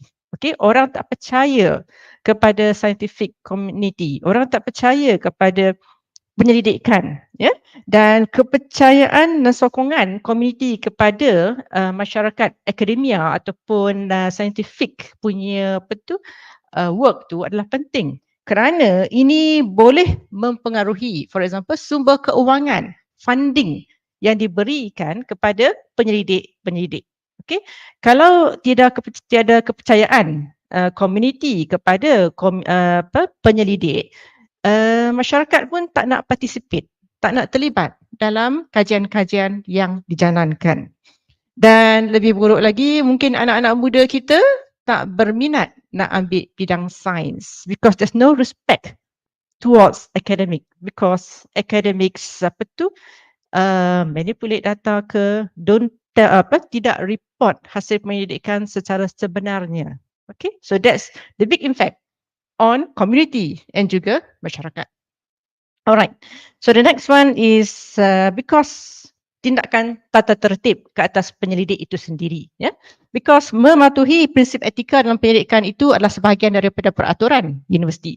So bila kita tak mematuhi prinsip etika, for example, kita menjalankan penyelidikan ke atas haiwan dan tidak meminta etika sebelum itu, kita telah melanggar peraturan etika universiti dan tindakan boleh diambil lah kalau you melakukan sesuatu yang tidak mengikut etika penyelidikan. Okay. The next thing is kesan ke atas pelajar. Okay. Boleh memberi implikasi negatif kepada pelajar. Contohnya, dalam menjalankan pendidikan melibatkan manusia dan juga haiwan, sebelum start study kita kena dapat etika untuk menjalankan penyelidikan tersebut. Okay. Jadi, dan kelulusan etika ini perlu dikepilkan bersama dengan disertasi dan juga ataupun tesis pelajar tersebut. Sekiranya tidak, pelajar itu menjalankan pendidikan dalam manusia dan haiwan dan tidak ada etika di Universiti Sains Malaysia, pelajar itu bolehlah digagalkan. Ya, dia punya tesis mungkin tidak boleh diterima. Okay. And then satu lagi is bila kita ambil pelajar ni, kita sebenarnya melatih dia. Okay, to be good ethical scientist kemudian kelak. Kita sebagai contoh supervisors kepada students. Ya. So, jadi kita kenalah menunjukkan etika lah yang baik kepada pelajar kita. Okay, contohnya macam Prof. Saya tu cakap nanti, manipulation of data. Kan? Jadi kalau ada manipulation of data, data yang tak betul dah masuk dalam dissertation. Data yang tak betul dah diterbitkan. So ini kalau discovered akan ada implication on the pelajar juga yang baru nak memulakan career sebagai penyelidik. Ya, so tu. Itulah sebagai penyelidik kita perlu tahulah, ya.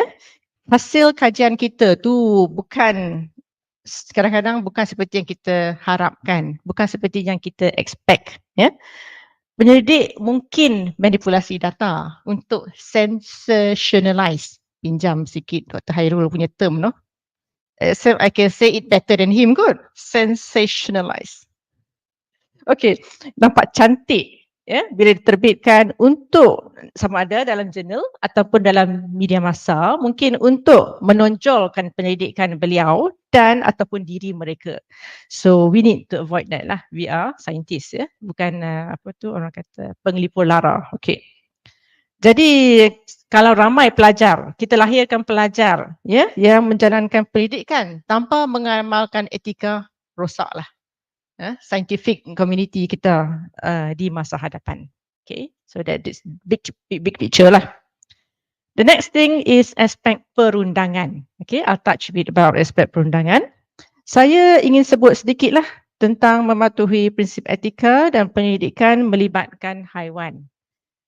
Sekarang ni negara kita ada Akta Kebajikan Haiwan 2015 yang telah diluluskan di Parlimen pada 2017. Okay, and under that Akta 772, kita ada satu section yang khas bagi haiwan yang digunakan bagi tujuan saintifik. Dan bila kita kata tujuan saintifik, maknanya haiwan yang digunakan untuk penyelidikan, pengajaran, demonstration or testing. Ya. So hasilnya sebuah lembaga kebajikan haiwan telah pun ditubuhkan untuk menjaga kebajikan haiwan, ya. Hasil daripada akta tersebutlah dan mengendalikan hal-hal berkaitan penganiayaan ke atas haiwan. Jadi apabila kita gunakan haiwan untuk tujuan saintifik tu, kita macam memiliki haiwan tersebut. Jadi kita kena menjaga haiwan tersebutlah. So sekiranya kita tidak menjaga haiwan yang kita miliki untuk penyelidikan, mengabaikan atau melakukan penganiayaan, maka kita boleh didakwa di bawah akta tersebut lah. Okay, tapi kalau ethics dah approve, okay lah. Kalau you do other things yang menganiaya luar daripada kelulusan etika, boleh menerima aduan ataupun didakwa kalau teruk lah. Ya. Dan untuk makluman semua, denda untuk menyalahi Akta Kebajikan Haiwan ini, Act 772 adalah tinggi. We are talking about 10,000 lah, dan boleh juga dipenjarakan. Okay, right.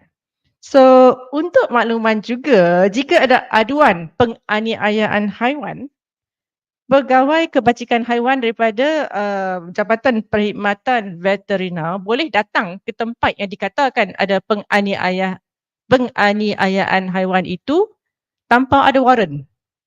So itulah kita kena berhati-hatilah. Yeah. Okay. My last point mungkin adalah penerbitan. One section, Prof. Saidatul dah mention, so save my time. So I will just talk a bit sahaja. Sekarang ini jurnal-jurnal sangat menitik baratkan tentang etika manusia dan juga haiwan.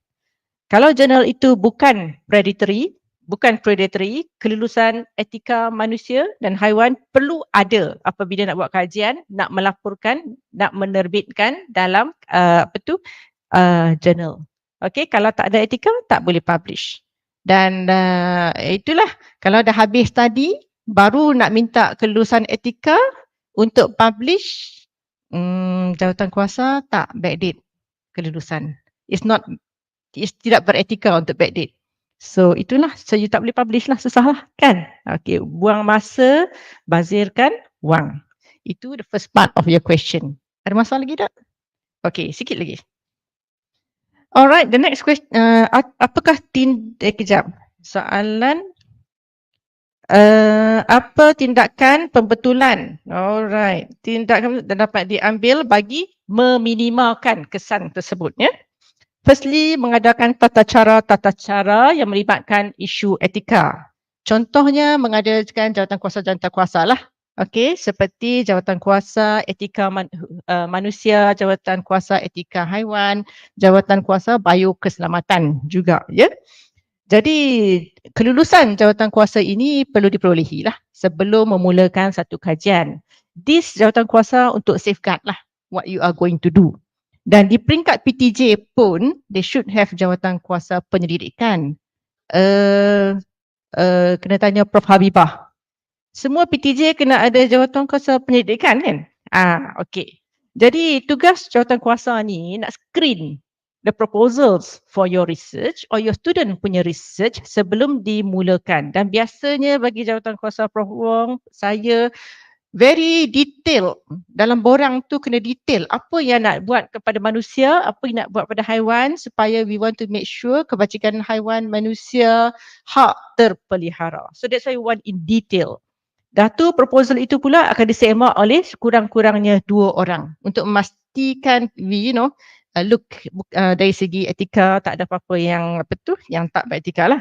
Lepas tu bawa pula pada meeting jawatan kuasa untuk di-endorse correction kita, proposal tu komen. Okay, lepas tu barulah kita boleh kata lulus ke, baiki sikit ke sebelum boleh memulakan kajian. Ini adalah safeguards lah to prevent penyelidikan yang tidak beretika dijalankan. Next one, pemantauan penyelidikan. Okay, dan boleh start buat kajian tu, biasanya kita ada pemantauan juga dari segi jawatan kuasa haiwan. Kadang-kadang kami kena pergi check tempat-tempat peletakan haiwan untuk make sure that facility tu okay, aircon working, tak panas sangat, tak humidity is okay lah, apa semua tu. Okay, so itulah, even Japan pun ada monitoring visit to places di mana dijalankan penyelidikan. The next thing is menyediakan garis panduan amalan penyelidikan. Contohnya dalam haiwan kita ada Malaysian Code of Practice for the use and care of animals for scientific purposes yang telah dikeluarkan oleh Jabatan lembaga kebajikan haiwan. Okey, dalam itu dia detail out lah amalan-amalan yang baik lah, amalan baik, guidelines amalan baik untuk menggunakan haiwan bagi tujuan saintifik. It's quite detailed. It's quite detailed. Contohnya nak simpan haiwan spesies ni, ruang banyak mana, what is the temperature, dia kena tinggal seorang-seorang ke, dia kena tinggal berkumpulan. So it's quite detailed. Yeah. And the next thing is I guess tata cara tindakan lah. Sekiranya pelanggaran etika berlaku. Apa jadi kalau ada aduan pelanggaran etika? Perlukah jawatan kuasa siasatan? Siapa keanggotaannya? Betul ke ada pelanggaran etika berlaku kan? Jadi kalau ada betul ketidakpatuhan berlaku tu, kalau kecil-kecil tu kita tegur-tegur, nasihat, macam itulah. Kalau dah lebih besar mungkin kena amaran. Kalau berulang-ulang mungkin melibatkan perundangan USM, tata tertib ke, dan well the worst case scenario is itulah tindakan undang-undang. Saya rasa itu sajalah diringkaskan. Terima kasih Prof atas huraian berkaitan dengan sekiranya ada salah laku ataupun tidak patuhan kepada etika. Itu sangat susah sebenarnya. So, saya harap panel-panel yang ada pada hari ini yang sangat berpengetahuan tentang hal berkaitan dengan etika, supaya semoga dapat semua orang yang hadir dan mendengar bersama dapat sama-sama kita pelajarilah. Ini sebenarnya adalah perkara baru kepada saya juga. Untuk kami di pustakawan hanya terlibat dengan hal urusan research penerbitan, tapi yang untuk isu yang kita bincangkan pada hari ini adalah lebih details berkaitan dengan hak-hak. Sebenarnya setiap satu perkara tu terbatas dengan hak ataupun yang perlu kita pelihara lah, baik hak manusia dan juga hak pada haiwan juga. Okay. So kita seterusnya kepada round kedua, Prof. Pada Prof Saidatul, seterusnya adalah soalan bagaimana proses pengawasan boleh ditingkatkan untuk memastikan pematuhan terhadap etika dalam pendidikan ni, Prof. Silakan. Okey, terima kasih Puan Arinawati. Bercakap pasal pengawasan, tadi kita dah ada kedua-dua ahli panel bercakap sedikit mengenai proses pemantauan yang sepatutnya berlaku apabila kita hendak mengadakan penyelidikan melibatkan manusia maupun haiwan. Tapi bila kita cakap mengenai pengawasan secara umum di dalam penyelidikan, saya sebagai seorang penyelidik ada kalanya saya merasakan bahawa kenapa nak kekang saya dalam banyak perkara. Ada banyak perkara yang sepatutnya diberikan autonomi kepada penyelidik. Dan ini yang cuba hendak kita tekankan dalam dasar etika dan penyelidikan, yang mana penyelidik sepatutnya diberikan autonomi untuk membuat penyelidikan mereka. Tetapi autonomi yang hendak kita berikan ini perlulah penyelidikan yang bertanggungjawab. Macam tadi Prof. Aida ada maklumkan kalau haiwan dia ada code of practice dia sendiri. So kita menggunakan kita punya code of practice responsible research yang telah dikeluarkan oleh Akademi Sains Malaysia. Jadi tuan-tuan dan puan-puan boleh semak, pergi kepada laman web, laman sesawang Akademi Sains Malaysia dan bacalah apakah yang dimaksudkan dengan penyelidikan bertanggungjawab tersebut. Secara umumnya, USM kita tak nak jadi macam helikopter university. Kita duduk ke atas, kita tengok dan pantau semua orang buat research. So we want to make sure that setiap penyelidik itu mempunyai keupayaan, kewibawaan untuk menjalankan penyelidikan secara bertanggungjawab. Sebab itulah kita adanya dasar-dasar, kita ada garis panduan dan kita juga ada rangka dan tata kelola yang sememangnya telah dinyatakan tadi pun oleh Dr. Khairul. Sebab itu kita ada dasar etika dan penyelidikan ini yang boleh digunakan sebagai satu tata cara. Dalam ni kita akan masukkan ada beberapa flowchart yang kita boleh nyatakan apa yang boleh berlaku sekiranya penyelidikan itu telah tamat sebagai contoh. Dan kita tahu bahawa apabila kita buat application, research grant dan sebagainya, bila tamat kita ada proses-proses yang perlu kita lalui. Kita akan tengok balik. ICMO selalu akan panggil beberapa penyelidik. Kita duduk, tengok balik. Apakah output telah tercapai sebagai contoh? Adakah bakat telah pun dilahirkan? Adakah IP telah pun dibuat? Adakah berlakunya proses-proses yang mengikut tata kelola yang telah ditetapkan oleh geran-geran tersebut? Itu sebagai contoh. Kita juga ada proses pemantauan yang standard. Sama ada di peringkat universiti maupun di peringkat luar apabila kita mendapat penyelidikan daripada dana luar, terutamanya daripada dana-dana daripada pihak kementerian. Kalau kat universiti kita ada laporan progress report, ya, kita laporan kemajuan 6 bulan, 12 bulan, itu pun penyelidik tak hantar kadang-kadang. Kita nak bagi autonomi tetapi penyelidik tak hantar. So macam mana kita nak pastikan kita nak inculcate that positive behaviour, responsible research kenalah mematuhi peraturan yang telah ditetapkan. Kalau kata kita menerima grant ataupun menerima dana daripada luar, kementerian sebagai contoh, dia punya proses pemantauan adalah lebih rigid. Dia ada, kita bukan sahaja setakat progress report, kita ada pre-briefing sebagai contoh dan kita ada technical working committee, nak kena vet dulu kita punya finding. Kita ada kita punya steering committee. Lepas technical committee, pergi pula steering committee. Sebelum tu kita kena pergi pada project management office untuk bentangkan the findings. Tapi di peringkat universiti, kita tak adalah sampai ke tahap itu. Cukuplah dengan memberikan kita punya progress report. Tapi itu pun kadang-kadang penyelidik tak buat. Jadi macam mana universiti nak katakan bahawa kita telah capai kita punya objektif, telah capai kita punya outcome dan sebagainya. So ini adalah antara kita punya perkara-perkara yang boleh kita buat sebagai bukanlah kata pengawasan, ya, bukanlah kita nak kontrol, tapi nak memastikan bahawa tata cara yang baik, tata cara yang sepatutnya telah dilakukan. Pada masa yang sama juga, kita hendak pastikan bahawa isu-isu berkenaan dengan etika dan integriti itu diambil kira dalam setiap level ataupun dalam setiap peringkat penyelidikan. Sebab itulah kalau kita tengok bila kita terbitkan kita punya penerbitan, bukan sahaja kita kena report ataupun declare. Kalau kata kita menggunakan AI, sekarang ni bukan sahaja etika, kita kena report dalam kita punya penerbitan penggunaan AI itu sendiri. So kita pun tengah bincang macam mana kita nak pastikan AI ini boleh diadaptasikan dengan baik dan dengan betul. So apa tata cara dia? So kalau penerbitan di Q1, Q2 journal kita dah declare dah the usage of AI. Apa yang aplikasi yang kita gunakan dan apakah tujuan aplikasi tersebut. Di USM kita belum lagi tapi insya-Allah kita moving towards that. Kita dah buat pun perbincangan secara awal pada peringkat awalnya. Pada masa yang sama, bila grant dalam penerbitan kita juga, kita kena letakkan kita punya funding. Itu adalah salah satu bukan proses pengawasan tetapi memastikan bahawa kita acknowledge kita punya funder.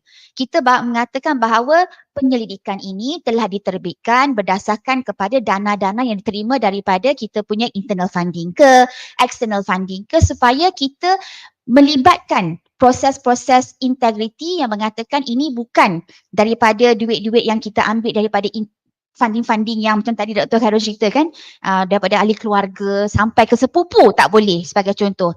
Tapi kita tahu bahawa ada banyak penyelidik yang menerima grant daripada pihak luar sebagai contoh. Jadi ini pun telah kita bincangkan di peringkat jawatankuasa apa yang kita nak buat. Kita tak boleh stop people from getting grants from outside sources. Tak boleh stop. Tapi apa kita boleh buat ialah memohon penyelidik untuk declare.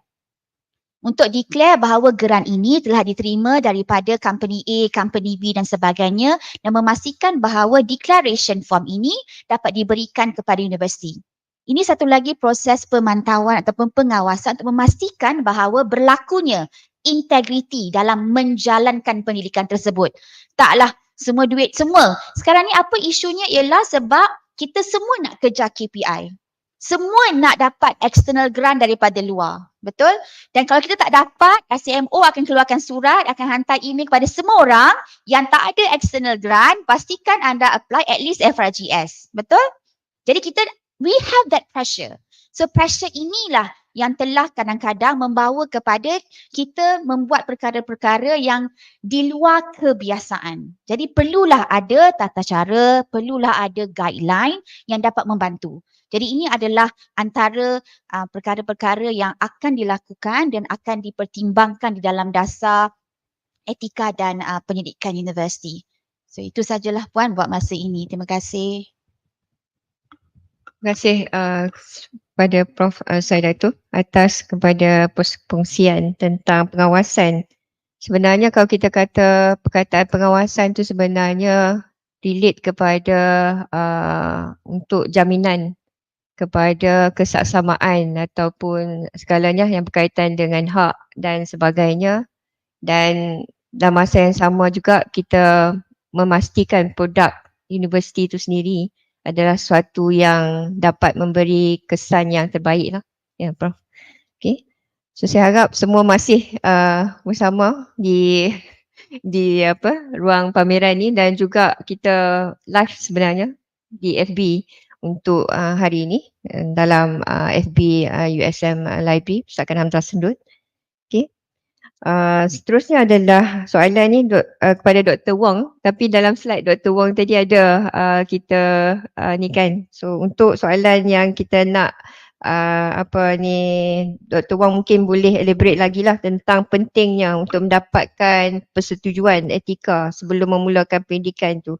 Dan bagaimana proses ni seharusnya dijalankan, tadi Doktor dah ni kan, tapi mengikut kata Prof Aida tadi, sekiranya etika tu tak didapat from the beginning, dia akan memberi kesan semasa akhir pada fasa yang terakhir. So sepatutnya persetujuan tu perlu didapatkan daripada awal. So boleh Dr. Wong elaborate sikit lagi tentang tu. Terima kasih. Okay, terima kasih. Sebabnya itu memang kita kena dapatkan human ethics approval sebelum kita jalankan sebarang prosedur terhadap subjek yang kita recruit. So semasa kita recruit subjek, bahkan dia pesakit ataupun bukan pesakit, control, kita kena bagi tahu kepada mereka bahawa human ethics approval sudah approve, dan baru mereka setuju untuk bagi for example blood drawing for example. So baru mereka akan bagi volunteer untuk menjadi participant untuk research tersebut. So for sure is crucial. So dia memang crucial mendapatkan persetujuan untuk melindungi both the participant dan juga untuk researcher. Sebab kalau researcher tak ada approval, dan dia mungkin akan dikenakan undang-undang. So dan juga untuk melindungi participants, sebab participants punya information semuanya confidential, semuanya private. So mesti dapatkan semua persetujuan dari human ethics. So kita kena evaluate lah proposal tersebut. Yang pentingnya semasa kita penilaian proposal tersebut, researcher mereka punya proposal sepatutnya kena as detailed as possible. Sebab ada banyak yang kita pun tak nak bagi correction, major correction for example. Kita nak percepatkan proses tersebut sebab itu senang untuk kita sebagai evaluator, senang untuk researcher juga. Tapi kalau researcher tak bagi information, kita rasa mereka nak selindungi information tersebut, kita pun tak nak. So for sure untuk researcher, please provide as much information as possible in your proposal. You have to be very scientific. It really shows you really care about the research. It really shows that you want the community to be good. Because if you do not, put as much information, it really reflects. Are you really serious with your research or not? Because these are the participants. Participants, they have to, be cucuk here, cucuk there, to draw the blood. So make sure your research is as detailed as possible. Give, for example, flow chart. Methodology has to be very thorough. So yeah, okay. So that's all. Thank you. So in short, perkara tu kena jelas lah, sejelas-jelasnya lah. Very transparent lah tentang content dan sebagainya lah. Sebab ia berkaitan dengan kajian, especially pada perubatan, dan juga contohnya kalau farmasi pun tentang ubatan yang berkaitan dengan manusia juga, itu penting ya. Terima kasih Dr. Wong. Untuk soalan terakhir untuk panel kita pada hari ini, untuk sesi ni kita pada Dr. Aida, soalannya adalah apa yang boleh dilakukan oleh pendidik untuk meningkatkan kesedaran tentang etika dalam di kalangan para pendidik kita untuk meningkatkan awareness. Terima kasih. Terima kasih Puan Arinawati. Apa yang boleh dilakukan oleh penyelidik untuk meningkatkan kesedaran tentang etika? Okay. Yang pertama sekali, menghadiri kursus-kursus dan simposium lah, seperti yang dianjurkan oleh pihak perpustakaan ini. Satu usaha yang baik lah. Okay, panggil legal advisor semua tu kan. Okay. Second one is peranan PTJ. Peranan PTJ boleh menjemput dan mengadakan sesi pertemuan dengan jawatan kuasa yang terlibat dengan etika. Contohnya jemput jawatan kuasa manusia, jawatan kuasa etika haiwan untuk berbincang, untuk memberi taklimat. Kalau ada masalah, boleh sama-sama kita cuba handle the masalah. Setakat ni jawatan kuasa etika haiwan telah mengadakan perjumpaan dengan PTJ-PTJ yang stafnya menggunakan haiwan untuk tujuan saintifik. Contohnya Inform, Pusat Pengajian, Sains Pergigian, Sains Kesihatan, mana lagi? School of Biology, kami dah ada semua tu. Dan I think JPM also have their own road shows. Okay.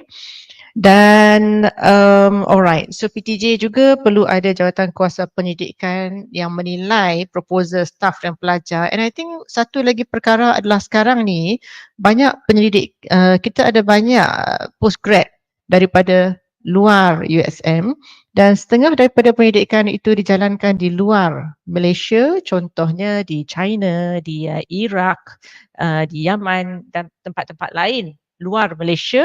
Jadi bagi proposal yang begitu juga, pihak PTJ perlu menyaring proposal pelajar tersebut because mereka berdaftar dengan USM, membawa nama USM apabila dia dapat PhD dan menerbitkan. So perlu, dan proposal-proposal tersebut yang dibuat di luar USM perlu juga diteliti oleh jawatan kuasa etika di USM, contohnya jawatan kuasa etika haiwan. Kadang-kadang kita terlupa research yang buat di luar negara, di luar USM. Okay. Next thing is bagi pelajar-pelajar, kita boleh adakan kursus terancang lah metodologi pendidikan ataupun telah diadakan pun. Contohnya untuk pelajar-pelajar Masters PhD, kita ada kursus metodologi penyelidikan yang wajib diduduki. Contohnya bagi kluster sains kesihatan dan perubahan, we call it the TRX 500. Dan kita ada juga kluster-kluster seperti engineering, sains yang juga ada khusus metodologi pendidikan dan memang ada input daripada jawatan kuasa etika haiwan dan juga manusia. So that is a positive thing lah. Okay. Dan setengah-setengah PJ juga memang dalam kursus mereka dia masukkan input etika, sama ada usually etika haiwan dan juga manusia. Contohnya Inform dimasukkan input etika dalam kursus metodologi pendidikan sebahagian daripada dia punya courses mixed mode macam tu ya.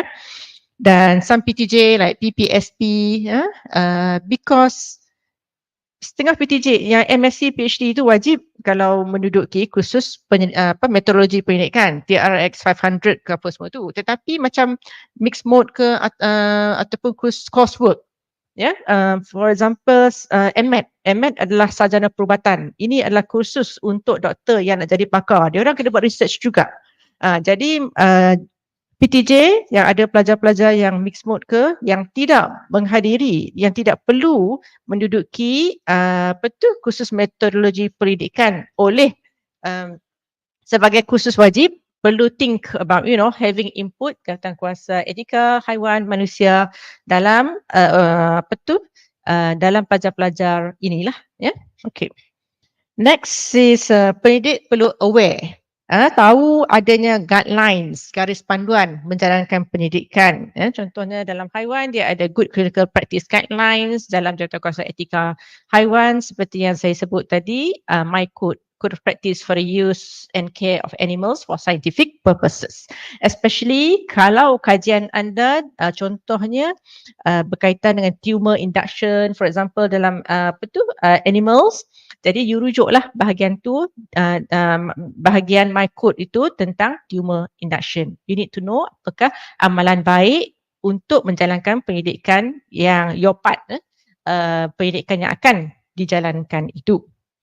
Dan next thing is hadiri latihan-latihan. For example, if contohnya kalau kita nak buat prosedur di dalam haiwan, di dalam manusia, kita perlu mahir dalam prosedur tersebut. Contohnya bagi haiwan, menjalankan pendidikan haiwan, nak buat prosedur-prosedur itu kita kena belajar. Macam mana nak jaga haiwan, kita kena belajar. Dan ARAS, Animal Research Service. ARAS adalah Animal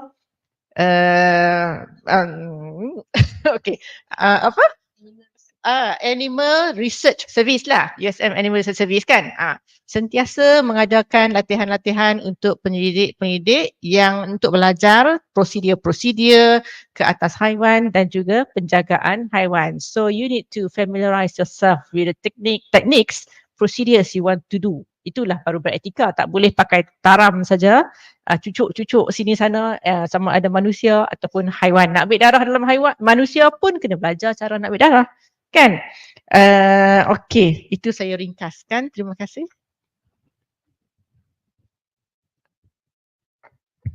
Terima kasih Prof pada jawapan kepada soalan yang kita telah kongsikan tadi. Above all, dia berkaitan dengan awareness, awareness, faham tentang tata cara untuk menjalankan pendidikan. Sebenarnya sebagai seorang pendidik tu, sebenarnya kalau kita dengar daripada pagi tadi tu cerita tentang pendidikan ni, banyak isu yang berkaitan daripada isu sebelum penerbitan tentang isu untuk set up research, eksperimen dan sebagainya yang melibatkan manusia dan haiwan pun ada dia punya tata cara yang sangat perlu kita beri perhatian lah. So, untuk dah kita selesai 2 pusingan soalan tu, so sekarang ni kita akan buka kepada sebarang soalan yang daripada peserta yang mengikuti bersama kita pada hari ini di ruang pameran secara face to face ataupun melalui FB online, FB live. Persilakan.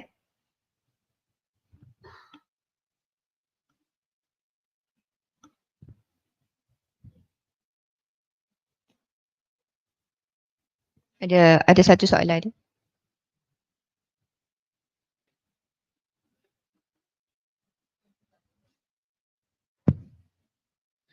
Okay, Assalamualaikum warahmatullahi wabarakatuh. Saya Musa pada Perpustakaan. Saya nak bertanya tentang ada tak keperluan bagi USM untuk melaksanakan DMP iaitu Data Management Plan, iaitu bagi memastikan kemajuan pendidikan berjalan lancar lah dan pendidik mematuhi amalan terbaik bagi especially pengurusan data, pemeliharaan data dan juga perkongsian data.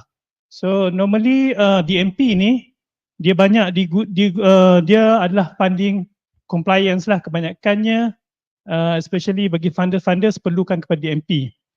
Dan sekarang pun kebanyakan penerbitan digital memerlukan juga kepada DMP berkenaan. Adakah ianya perlu kepada pihak USM lah untuk melaksanakan DMP berkenaan? Terima kasih. Prof, tentang data management plan berkaitan dengan open data dia juga sebenarnya kan? Tentang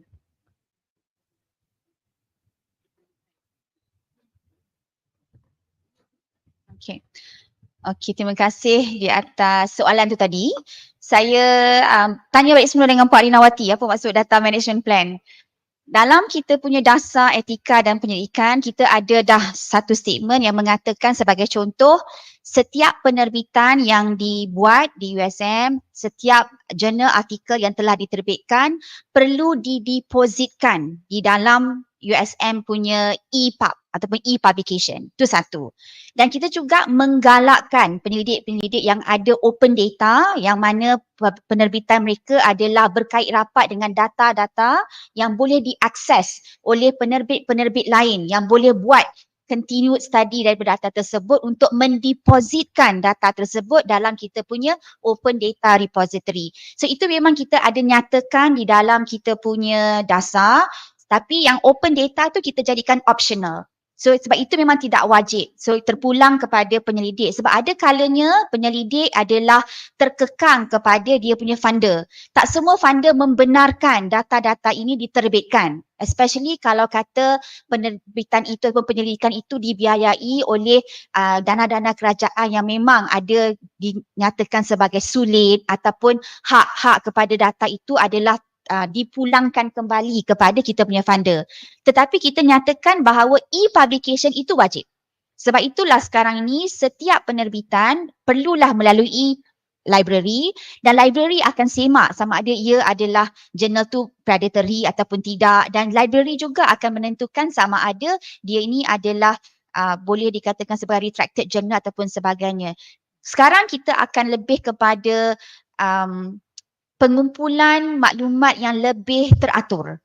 Contohnya sekarang dari segi retracted journal sebagai contoh kan, sekarang ni kita akan in the future, bukan sekarang, in the future bila kita punya data telah di approve di majlis penyelidikan universiti nanti, sebagai contoh kalau kata ada berlaku retracted journal dan kita ada borang yang telah kita sediakan yang perlu diisi oleh penyelidik, dan ini akan kita compilekan dan kita akan masukkan di dalam satu repository yang kita boleh gunakan sebagai maklumat dalaman. Jadi kita akan ada satu data, proses pengumpulan data yang lebih tersusun berkaitan dengan penerbitan. Itu saja yang saya boleh berikan maklum balas yang mungkin yang lain tu mungkin di luar bidang kuasa saya. So, itu saya harap itu dapat membantu memberikan sedikit penjelasan. Terima kasih. Terima kasih Prof. Buka kepada soalan sekiranya ada, ya silakan. Okay. Assalamualaikum semua. Saya nak bertanya dari pihak researcher lah. Okay. Untuk grant FRGS, kalau ada melibatkan permohonan etika, kita tak akan dapat duit, maksudnya duit tak akan dimasukkan selagi kita belum dapat kelulusan pihak jawatan kuasa. Cuma soalan saya, sebab saya daripada teknologi industri, so kita punya bahagian kelulusan etika tu dekat fasa ke yang terakhir sekali. So maksudnya boleh ke kalau kita diberi kelonggaran untuk dapat dan duit tu dulu dan pada masa yang sama baru kita mohon serentak lah, maksudnya kita mohon kelulusan juga, sebab kalau kita tunggu kelulusan etika dan ia ambil masa sikit lah untuk dapat projek tu berjalan dulu. Itu saya punya cadangan lah kalau boleh diambil pertimbangan oleh pihak-pihak yang berkaitan. Okey, terima kasih. Ni apa? Okay, Prof boleh kita buka pada Prof untuk membantu untuk menjawab soalan. Saya rasa tu syarat FRGS lah, dan saya rasa kalau funders lain pun eloklah kita dapat etika, sebab walaupun kita kat hujung, sebab FRGS dia luluskan kita untuk cover semua. What happen kalau kita dah bagi duit, etika kita memang tak lulus. So universiti pun ambil risiko kan. So saya rasa seeloknya lah kalau saya dulu dekan, saya cadangkan dia apply dulu etika baru dia apply grant. Kan maknanya dia dah ready dulu. Kan lepas tu dia boleh apply semula sebab dia akan ambil masa juga. So untuk saya tu risiko yang universiti tak sanggup nak ambil lah kalau kita benarkan duit tu kita disburse and then buat sama. Saya faham. Kalau kat farmasi pun macam tu juga. Kan kita akan buat komputer dulu, lepas tu pergi lab, lepas tu last kali baru pergi animal, betul tak? Contohnya lah. So I faham on your concept. Tapi I rasa kita tak berani ambil risiko kalau especially grant luar lah. Boleh tak jawab tu? Prof Habibah, boleh I add in or clarify? Ya. So saya ada semasa saya beri taklimat FRGS tentang etika haiwan, saya ada dimaklumkan oleh staf RCMO memang dulu sebelum dapat etika, duit tak akan masuk untuk grant FRGS or any other grants which is parked at the bendahari USM. Tetapi apparently recently dalam masa setahun dua yang lepas, they allow masuk duit. Tetapi by first year tu, within first year, you kena dapat kelulusan etika. That was the information that I obtained. Recent, 1 or 2 years ago. Within 1 year, perlu dapat kelulusan etika. But saying that kami dekat etika haiwan is very proactive. You dapat kelulusan tahun ni bila kelulusan FRGS? Akhir Jun kan? Okay. Alright. Okay. Kami very proactive. This year I think dapat kelulusan FRGS end of June kan? A few days after that kami dah keluar maklumat dalam email. Okay, siapa yang dapat siapa yang dapat kelulusan FRGS straight submit kepada etika haiwan. Our next meeting will be, tarikh ini. Deadline for the proposal submission is this date. So we bagi masa lebih kurang 3 minggu or so untuk you all submit kepada jawatan kuasa etika haiwan so that kami tak nak menyusahkan pendidik lambat dapat etika. Tetapi yang masuk pun 4 saja. So we try to help as much as possible lah, tapi okay. Kan? Yeah. Yeah.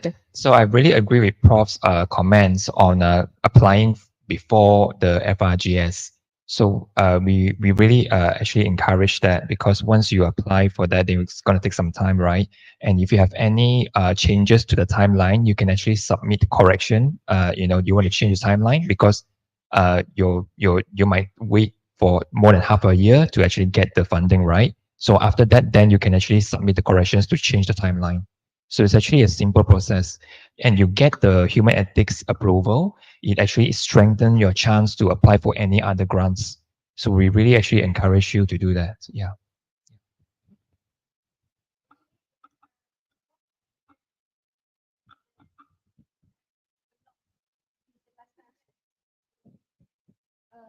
Just want to comment lah, memang animal ethics dia punya maksimum tu dalam 90 hari around 90 days approval. 3 bulan kan, dan average. Settle. Kami minta clarification ataupun correction. Penyelidik yang ambil masa 9 bulan, setahun untuk get back to us. Okay. So tu salah penyelidik lah. So it's the same thing as JPM. So they have improved a lot on their process. So kita university pun pantau lah from time to time. Ni sekarang Prof Saidatul kena pantau, dulu I pantau.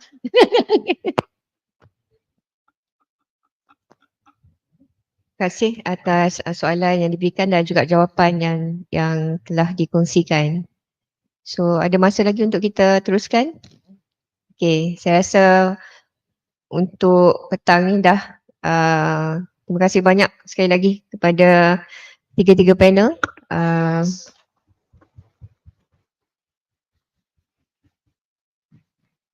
Alhamdulillah kita dah selesai panel untuk sesi petang ini. So sebelum saya kembalikan kepada pengurusi, mohon maaf sekiranya ada apa-apa sebarang ni daripada pihak saya. Dan terima kasih sekali lagi kepada panel. Terima kasih. Saya kembalikan kepada pengurusi. Okay, terima kasih kepada Puan Moderator dan ahli panel kita atas perbincangan yang sangat informatif dan semestinya banyak menyumbang ilmu serta pengetahuan kepada para peserta hari ini untuk memahami topik kita pada hari ini. Diminta ahli panel dan Puan Moderator untuk mengambil tempat masing-masing untuk kita teruskan dengan acara penutup. Baiklah, majlis kita kini hampir melabuhkan tirai untuk menyampaikan ucapan penutup. Dengan segala hormat dan penuh takzim, majlis menjemput Yang Berusaha Profesor Dr. Habibah Abdul Wahab, Timbalan Naib Chancellor Penyelidikan dan Inovasi, untuk menyampaikan ucapan penutupan. Dipersilakan dengan segala hormatnya.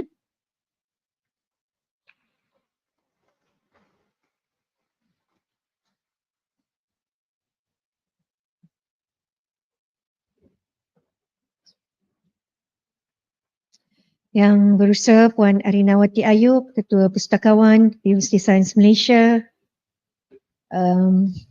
Yang berusaha Profesor Dr. Saidatul Akbar Muhammad, Pengurusi Jawatan Kuasa Dasar dan Etika Penyelidikan USM.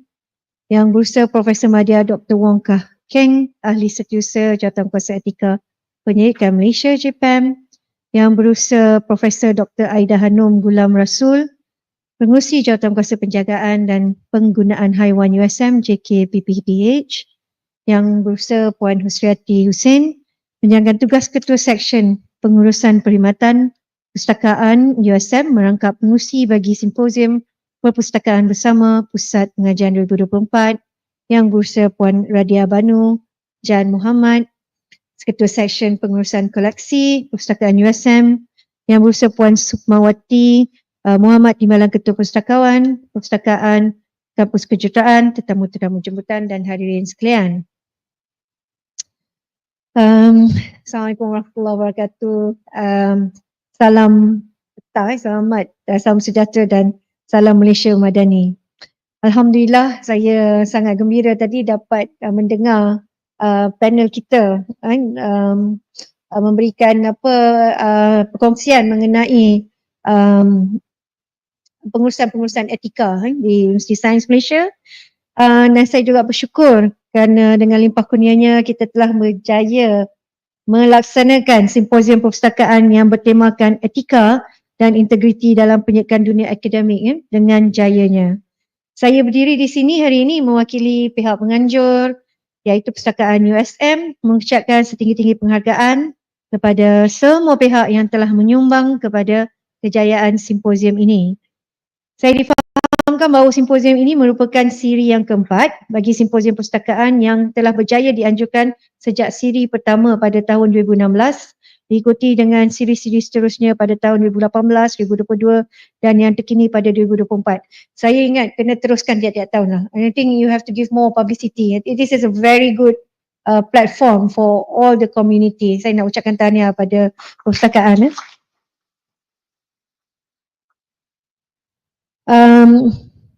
Rasanya memang sepanjang jadi TNC ni perpustakaan memang telah banyak melakukan perkara-perkara yang sangat bermanfaatkan kepada komuniti USM, dan usaha yang berterusan ni bukan sahaja menyokong dan mempukuhkan aktiviti penyelidikan dan penerbitan di peringkat universiti, tapi juga menjadi platform berharga untuk perkongsian ilmu dan pemantapan nilai-nilai akademik yang kita junjung tinggi.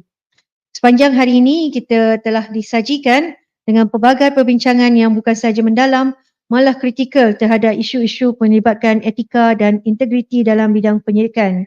Pembentangan dan diskusi yang berlangsung telah membolehkan kita menyentuh pelbagai aspek penting termasuk tanggungjawab penyelidik terhadap data, kejujuran dalam pelaporan hasil penyelidikan dan amalan penyelidikan yang beretika dalam konteks teknologi dan teknologi yang semakin kompleks lah.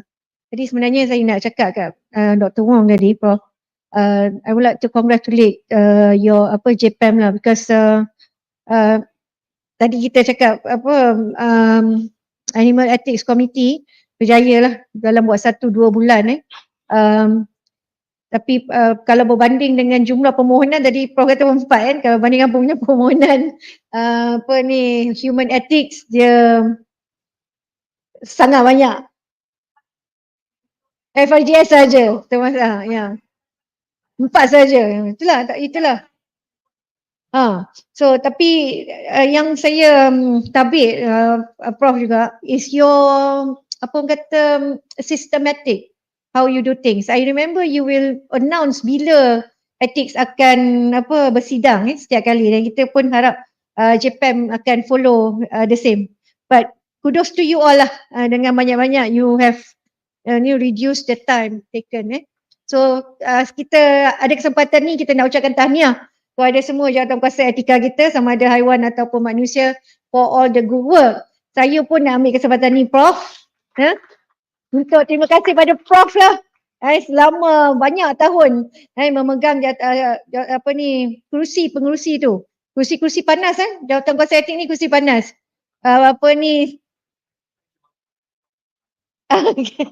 Tapi still panas kan, you rasa faham ya, kami rasa faham. Jadi untuk Prof Aida ni, bagi pihak universiti kita nak ucapkan terima kasih banyak pada segala bakti yang Prof telah bagi kepada jawatankuasa etik dan semualah urusan haiwan, etika haiwan. Okay, saya juga agak concern lah macam seperti yang Prof. Saidatul maklumkan mengenai kemunculan teknologi seperti kecerdasan buatan. Pada awalnya kalau saya pergi bagi talk, saya kalau boleh restrain jangan guna. Tapi hari ini kita tak boleh, kita kena guna sebab kalau kita tak guna, kita akan terkebelakang. Tapi yang pentingnya bila kita nak guna tu kita kena tahu guna. Kita tak boleh serahkan AI untuk berfikir untuk kita. Macam Prof. Saidatul katalah, kita punya kesajanaan kita tu dekat sini, bukan dekat dalam komputer kita. So, jadi di sini kita diuji, mampukah kita sebagai penyidik tetap teguh berpegang kepada prinsip dan nilai yang kita junjung. Adakah kita mampu mengekalkan kredibiliti dan integriti ilmu yang kita hasilkan. Jadi penting untuk kita sedar bahawa isu integriti tidak hanya melibatkan para penyidik tapi turut melibatkan semua pihak dalam ekosistem akademik termasuk perpustakaan, institusi pendidikan, penerbit serta agensi pembiayaan, funder. Tanggungjawab kita ialah untuk memastikan setiap maklumat yang diterbitkan dapat dipercayai, bebas dari unsur manipulasi dan memenuhi piawaian etika tertinggi. Oleh itu, simposium ini diadakan bukan saja untuk membincangkan isu-isu ini tetapi untuk mengingatkan kita semua agar terus memelihara nilai-nilai teras penyidikan yang bertanggungjawab. Saya juga ingin menegaskan peranan perpustakaan dalam mengukuhkan budaya integriti ini. Perpustakaan bukan saja sebagai sumber rujukan tapi turut memainkan peranan sebagai penjaga akses kepada maklumat yang sahih dan berkualiti. Dengan adanya perpustakaan yang berfungsi sebagai pusat ilmu yang berwibawa, kita dapat membantu penyelidik dan masyarakat untuk membuat rujukan yang tepat serta mengelakkan penyebaran maklumat yang mengelirukan atau tidak sahih. Ni nak jawab Prof. Saidatul lagi lah. Sama ada kita nak wajibkan para penyelidik untuk letak data dia dekat dalam open science kan. Sebenarnya kita boleh fikirkan terutamanya yang publicly funded grants. Kita kena tanyalah dengan kementerian sama ada ready kan ataupun Ministry of Science ada ready for our researchers to deposit the data in open science. Kadang-kadang the level of access kita boleh determine, siapa boleh access, macam mana mereka nak access pun kita boleh determine. So rasanya memang as pada kita semua warga Menara Gading kan, kita patut sokonglah usaha open science sebab bila you deposit data you pun takut juga kan kalau data you tu tak betul. Jadi you akan ambil extra careful memastikan data-data tu adalah data-data yang berkualiti. Okay? So itu adalah satu perkembangan yang bagus. Okay? So memandangkan perkembangan pesat teknologi digital yang merangkumi penyidikan, kita juga harus lebih peka terhadap penyelidikan yang tidak beretika seperti plagiarism, fabrikasi data dan manipulasi maklumat statistik. Usaha berteras alaman tidak beretika ini memerlukan kerjasama pelbagai pihak. Melalui penggunaan teknologi, kita dapat memperkasakan lagi amalan etika dengan menyediakan alat untuk mengesan plagiarism dan mengesahkan data yang digunakan. Namun dalam masa yang sama, kita perlu ingat bahawa teknologi ini hanyalah alat. Asasnya tetap pada nilai dan integriti yang kita pegang sebagai penyelidik dan akademik. Saya berharap melalui pengongsian dan perbincangan yang telah kita lalui hari ini, kita semua akan membawa pulang bukan sahaja ilmu baru, tapi juga kesedaran yang lebih mendalam tentang pentingnya etika dan integriti dalam semua aspek kerja kita. Biarlah prinsip ini menjadi pegangan kita dalam memperkukuhkan asas penyidikan yang akan memberi manfaat jangka panjang kepada masyarakat. Akhir kata, saya ingin sekali lagi merakamkan penghargaan kepada semua pihak yang telah bertungkus lumus menjayakan simposium ini, kepada para pembentang, ahli panel, moderator dan semua yang telah memberikan komitmen dan pandangan yang bernas, terima kasih diucapkan. Penghargaan ini juga khas ditujukan kepada semua AJK Simposium Perpustakaan Bersama Pusat Pengajian 2024. Barisan AJK boleh dilihat di skrin. Mana AJK dia? Ada? Tak letak kat skrin. Tapi yang diketuai oleh Puan Husriati yang telah merancang dengan teliti untuk memastikan kelancaran program ini. Sungguhnya usaha kalian amat dihargai. Tapi yang paling penting juga saya nak ucapkan tahniah kepada tuan-tuan dan puan-puan yang datang hari ini kan, dan yang hadir di Facebook Live. Sebab tanpa tuan-tuan dan puan-puan, kita pun tak boleh adakan simposium ni. So kita ucapkan terima kasih kepada semua yang datang hari ini. Jadi dengan itu, dengan lafaz Bismillahirrahmanirrahim, saya tutup Simposium Perpustakaan Bersama Pusat Pengajian 2024 yang bertemakan etika dan integriti dalam penyidikan dunia akademik pada tahun ini. Marilah kita terus berusaha memartabatkan integriti bukan saja dalam penyidikan tapi juga dalam kehidupan seharian kita. Semoga usaha kita akan membawa manfaat yang berpanjangan untuk dunia ilmu dan generasi akan datang. Sekian, wabillahi taufik wal hidayah. Wassalamualaikum warahmatullahi taala wabarakatuh. Terima kasih. Waalaikumsalam warahmatullahi wabarakatuh. Setinggi-tinggi penghargaan diucapkan kepada Yang Berusaha Profesor Dr. Habibah Abdul Wahab atas ucapan penutup yang penuh bermakna sebentar tadi. Kami amat menghargai kesudian dan komitmen beliau dalam majlis ini. Sebagai tanda penghargaan kepada barisan panel dan puan moderator, majlis dengan sukacitanya menjemput Yang Berusaha Profesor Dr. Habibah Abdul Wahab, Timbalan Naib Chancellor Pendidikan dan Inovasi, diiringi oleh Yang Berusaha Puan Radia Banujan Muhammad, Timbalan Ketua Pustakawan USM untuk menyampaikan cenderahati. Dijemput Yang Berusaha Profesor untuk ke hadapan. Persilakan.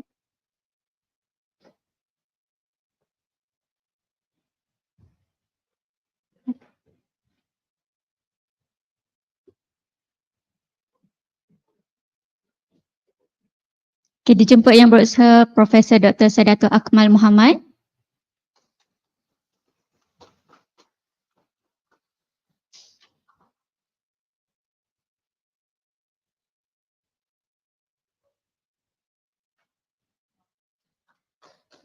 Seterusnya dijemput Yang Berusaha Profesor Madya Dr. Wong Kah Keng.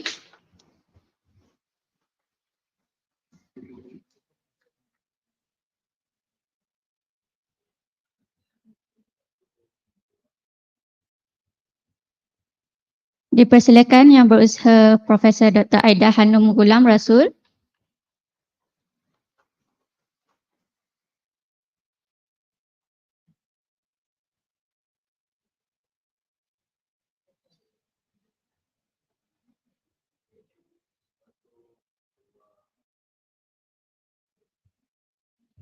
Turut dijemput Puan Moderator itu Yang Berusaha Puan Arinawati Ayub.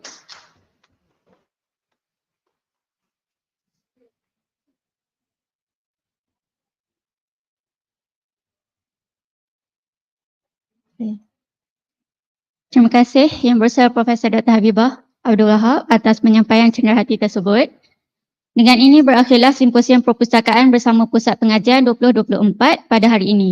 Setinggi-tinggi penghargaan kami ucapkan kepada para penceramah dan panel forum atas perkongsian ilmu serta penjelasan bernas yang diberikan kepada pertanyaan peserta sepanjang program kita pada hari ini. Kami berharap simposium ini memberi manfaat dan nilai tambah kepada semua hadirin.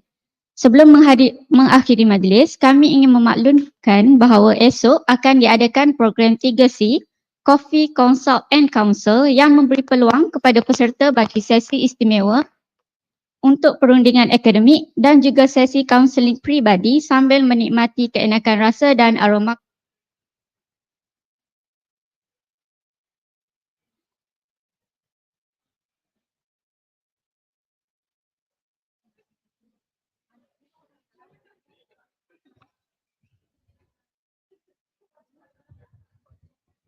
Okey, kami juga dengan sukacitanya mengumumkan bahawa pada tahun hadapan kami akan menganjurkan persidangan antarabangsa perpustakaan 2025 International Conference on Libraries ICOL 2025.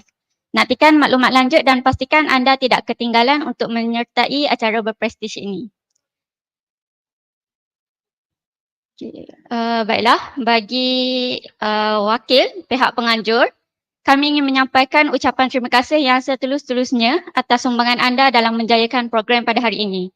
Div-div kehormat dan para tetamu jemputan dijemput untuk ke ruang rehat staf perpustakaan untuk menikmati jamuan minum petang. Kepada semua peserta, anda boleh mengimbas kod QR di skrin untuk mendapatkan mata CPD atau CSD khusus bagi sesi pada petang ini. Kami juga meminta jasa baik para peserta untuk mengisi borang maklum balas yang telah disediakan demi penambahbaikan program untuk masa akan datang.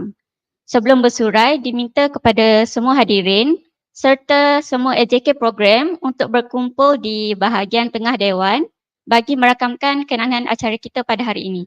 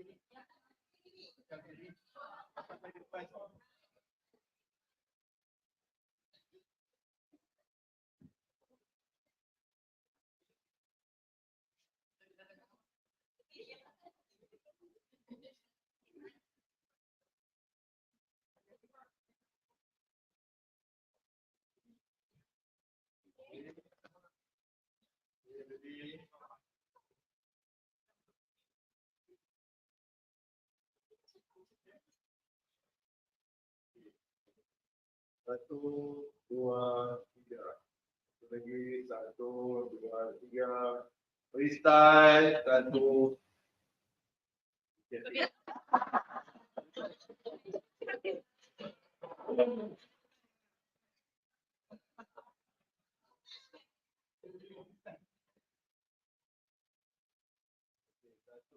dua.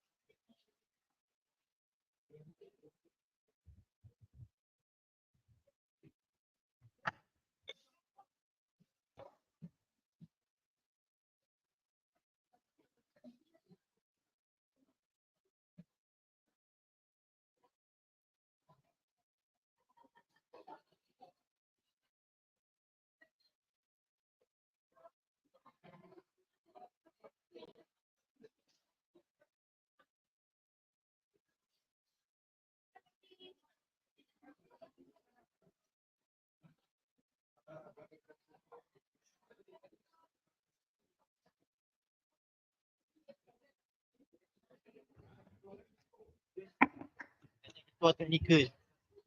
Mereka mic bunyi kreng.